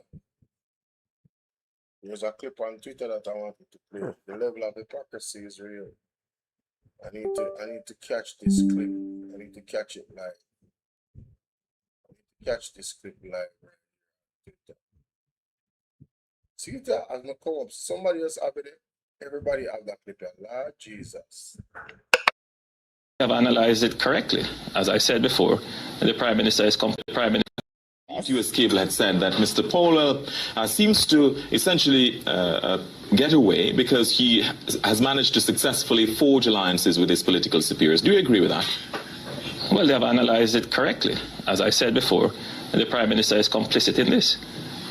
She has taken no action that US Cable had said that Mr. Powell seems to essentially get away because he has managed to successfully forge alliances with his political. US Cable had said that Mr. Powell seems to essentially get away because he has managed to successfully forge alliances with his political superiors. Do you agree with that? Well, they have analyzed it correctly. As I said before, the Prime Minister is complicit in this. She has taken no action that would suggest that the minister could not make such future mistakes. He's still a member of her cabinet. What's the opposition going to do about this further? What? The opposition is very strident against this. And, you know, those questions, what will the opposition do? The opposition can't unappoint the minister. The real question is, what is the government going to do about this? What kind of pressure are you It is going a to exert? discretion. I am adding pressure right now as I speak to you. We have written to the Prime Minister to make known our concerns. It is the Prime Minister who must act. And my job is to stimulate public opinion as well, so that the public is not misguided by opinion leaders who seem to be very comfortable with the low standard of governance that is being offered by this government. What if the Prime Minister does nothing else, doesn't ask for his resignation or anything? It reflects the kind of Prime Minister that we have, and the country must decide if we're comfortable with that. Had you been Prime Minister, what would my actions would be clear. My actions would be clear and decisive, and I make no bones about that. I believe in a very high standard of governance. He would not be a minister today. His apology to the Contractor General, saying that if he had said anything that could be construed as a lack of respect for the Contractor General's office, he withdraws those statements and apologizes. What do you make of that? You know, there are some lines that ministerially you don't cross. And apologies are not good enough to fix them when you have crossed them. He did that with the Contractor General. It shows a mind that does not respect the limits of his authority. And that's dangerous in a minister. And for a Prime Minister to accept that is to place the public's interest in peril as well. Dr. Vincent Lawrence is now going to be heading that energy enterprise team.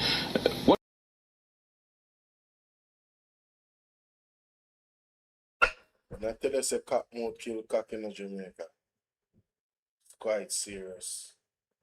And then this particular tweet from Andrew, the PM must act decisively by removing Richard Hassan as State Minister in keeping with her commitment to stamp out corruption.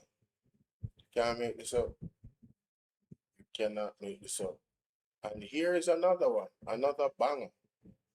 With a Minister of Government was we don't feel comfortable sitting in Parliament with a Minister of Government was openly accepted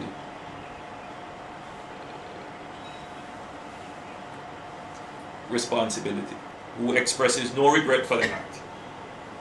where a Commission of Parliament has confirmed that the act is corrupt and has referred it for prosecution, and that minister shows no sign of wanting to resign, or the Prime Minister showing no signs of moving to dismiss the minister. With all the sympathy that one can have for support, this is embarrassing, not only to the government as a party, not only the PNP, but to the government, to Jamaica, to all of us. Our heads bow this morning with this sort of reaction to it. So we have to take firm actions in this regard. It is a dark day for Jamaica, where the Prime Minister is unwilling or afraid to act against a minister in which the public has lost total confidence and in which the institutions of the society are all agreed that this person does not enjoy their trust or faith and has breached the confidence that the people have placed in them. I believe that this has the potential, if it continues, to bring down the entire government. When I tell you, man, that this man is his own biggest enemy, his mouth. When I tell you, this man is his own biggest enemy, ladies and gentlemen, I kid you not. I kid you not. I kid you not. I wanted to put that on record, ladies and gentlemen, for all of you. March, what are you doing? March, 3 card, man. Not true. 3 card, man. Again, I want to encourage you guys to share this live with as much persons as possible. All right. I am not going to go any further. I'm going to leave it there. I will be coming on in the morning again. So, see you guys tomorrow morning. Well, later this morning. Monday morning, all right? God bless you, and you guys have yourselves. I mean, some people are going to work, and some people they are work already. So, I know what goes. So, just share up the live, you know, they will watch the replay and definitely capture the value of this particular live stream. You get me, David? I know a lot of people did not know about this case with Andrew Wheatley. In 2020, the Integrity Commission asking for judicial review. And the court said, no review, sir. The facts are the facts. Mighty God. And it went in detail, but that's pretty much the conclusion. The facts are the facts. They did not, you know. Let me say this to them. That in 2020, do you believe the Integrity Commission would operate in any way to give Andrew Wheatley an opportunity to sue them and win after what he did in 2020 with the Petrojan thing? You think the Integrity Commission dealing with Andrew Wheatley and within themselves seeing and having suspicions about him not being totally honest about things, you think that they would have dealt with the situation in a way to leave him any loophole to sue them away? Let me tell you something, man. Mr. Mystic Sensation, Byron, was on point. Andrew Wheatley, in my opinion, is going to be charged when this reached the end of the stick. Legally, he is going to be charged, ladies and gentlemen. I don't think he's going to win nothing against the Integrity Commission based off what we just read and what we looked at. I am now even more confident that him goes cook. That's my opinion. But I digress. I leave that with you guys to ponder. You guys are wonderful. And thanks for being here. Bolo VNR, Bolo VNR 2.0, Bolo VNR Clips, and Bolo TBV. Big up on yourself. The word is love. I'm out. Peace. You know, so I have to go play this song one more time before me left. Oh gosh, man. I have to play this song one more time before me left Jamaica. I can't leave a place like this. I like? I have to play this song one more time before me left. Yes. 10 years, you say? 10 long years and look how Jamaica stay. No light, no road, no food pan we plate. People are suffer while Andrew a live great. Hey, hey. You stand up on the platform, smile wide and proud. I tell we about prosperity, but we can't see it all now. Hurricane come through and left the people be. 6 months later, them still out asleep under the air. Their GLP friends them build high rise, road still full of wood. House pocket to Yo! Hold security now! 10 years, you say. 10 long years and look how Jamaica stay. No light, no road, no food pan we plate.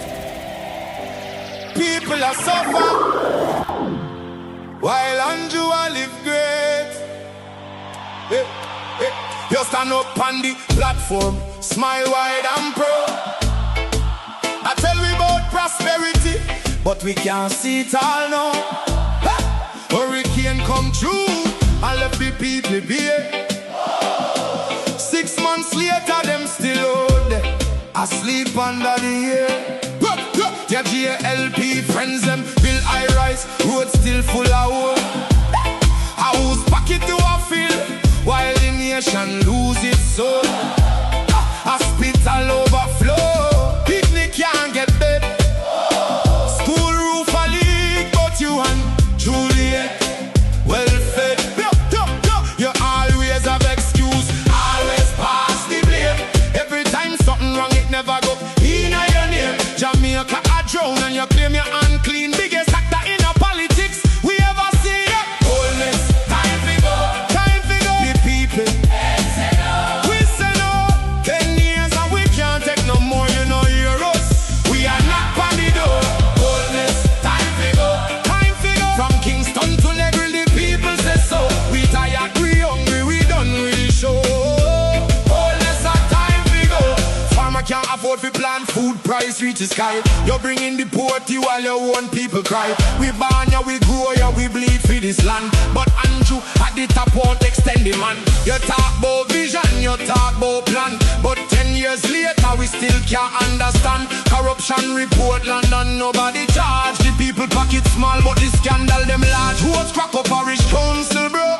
Country suffocate done and it just more. And when we raise we voice so call we political, but the truth is the truth and the truth is biblical. Time to go. The people say no. We say no. 10 years and we can't take no more. You know hear us. We are not on the door. Time to go. Time to go. From Kingston to Negril, the people say so. We tired, we hungry, we done with the show.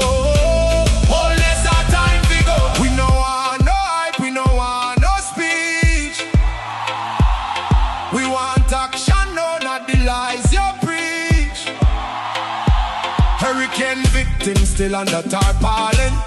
Prime Minister fly gone foreign. Your JLP cabinet full, but the people COVID empty. How you live so large when we live in so scanty? Not with fists, not with fire, but with voice. Them rising higher and higher. From every parish, every yard, every gate. Jamaica speaking and I'm not too late. Time to go. The people we say no. 10 years and we can't take no more. You know.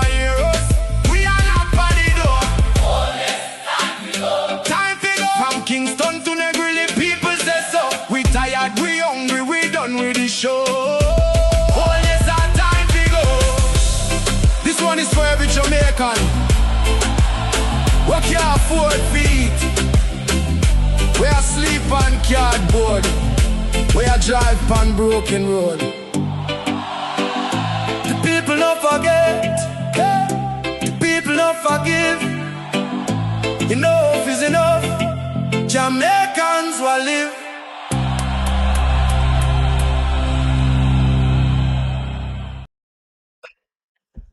Ladies and gentlemen, it's a brother Bolo here and do a quick reaction because you know we have to get the word from the man of God, Pastor Jeffrey Shuttleworth. see what's going on in this one, ladies and gentlemen. Please like, share, and subscribe. And make sure you go to our word and a verse on TikTok and follow the page. All right. You are diabetic. You may end up depending on their health ill because you are diabetic.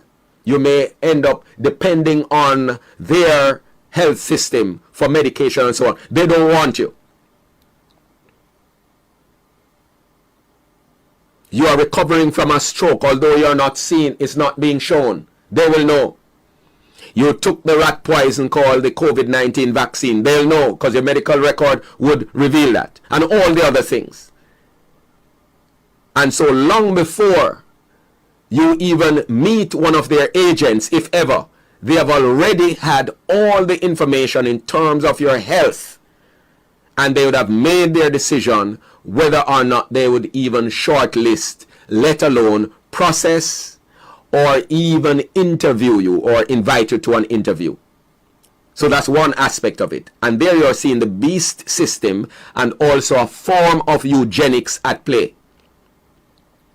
The same is true also if you think about in Jamaica, where that critical information goes out.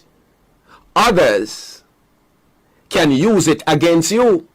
Family members, do you know how many families right now things are not well?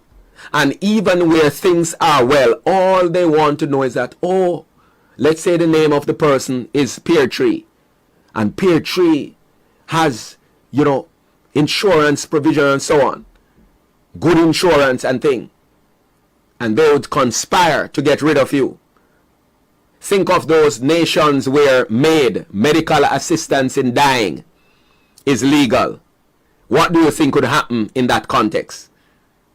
People kill you off using all sorts of ways because they want your insurance.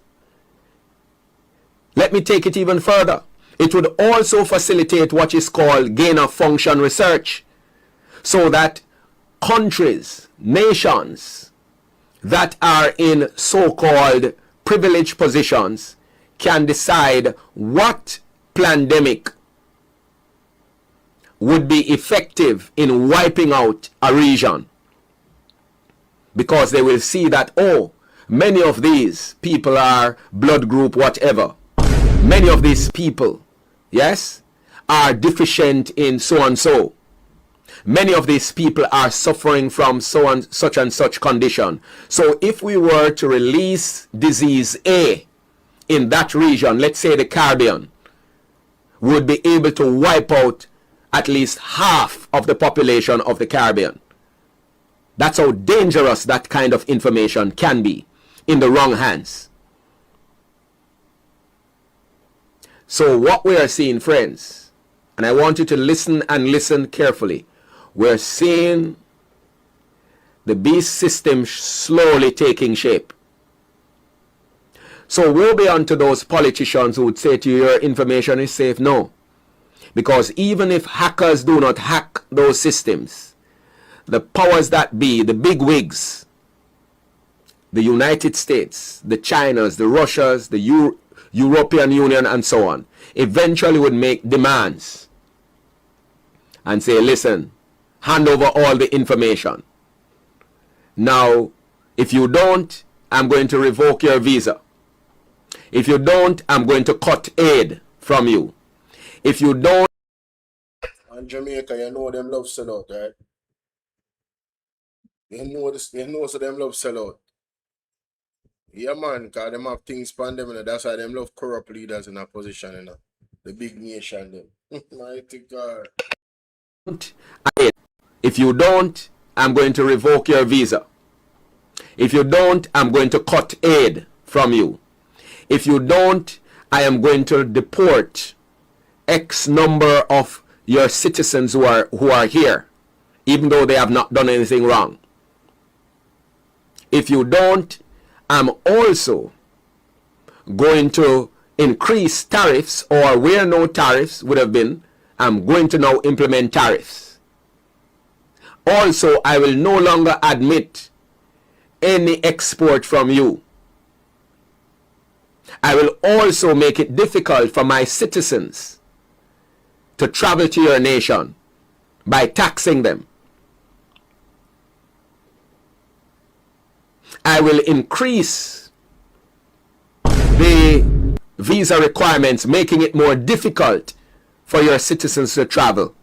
And I will revoke the visas of most of your leaders. Which leader, which political leader would stand up to that kind of situation? Of course, we celebrate Ghana, and they have set some good examples in recent memory. We know of mistakes, well, you may say mistakes, but we know of their misdeeds in the past in terms of the transatlantic slave trade. We know that. And of course, it has nothing to do with the current crop of leaders, but we know history.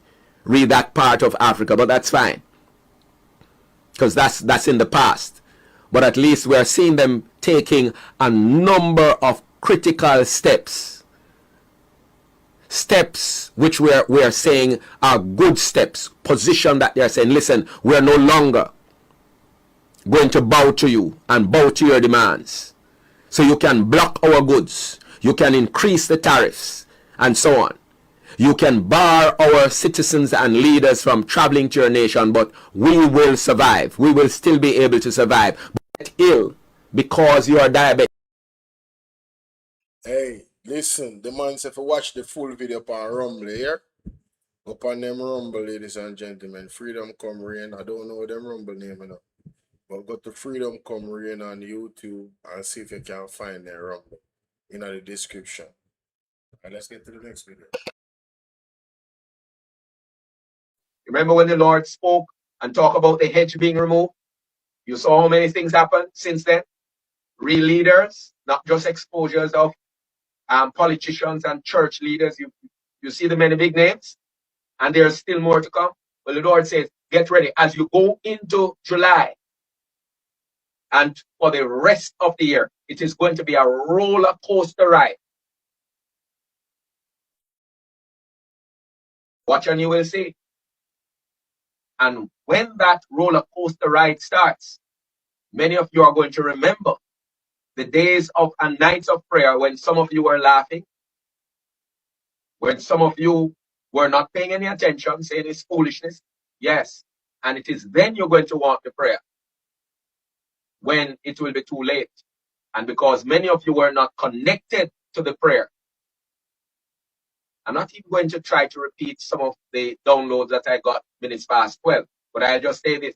Lord says those who have been traveling with him, those who have been following his leading, those who have been walking in the spirit, even as the roller coaster ride intensifies, you will be safe because you will be safely strapped into your seat. You will not fall out. You will be cushioned and you will protect it. You will be protected. While others will be screaming and wanting to jump out and jump off and take desperate measures, you will be as cool and calm as cucumber, cool as a cucumber. Those who are in the Lord, walking in the Spirit, he will give you that shalom, even when there's the shaking and the roller coaster effect taking place all around you. You will be calm and collected. So remember roller coaster. When the things start happening, remember roller coaster. Those of you who have gone on roller coaster, especially as children, just remember that. Things are about to turn up, ladies and gentlemen. All of you in my comment section and I share these videos talking all type of nonsense. You're gonna see. You're gonna see. Let me know what you guys think in the comment section. Share this video. Let this one go viral, ladies and gentlemen. Another prophetic word by the man of God, Apostle Jeff Shuttleworth.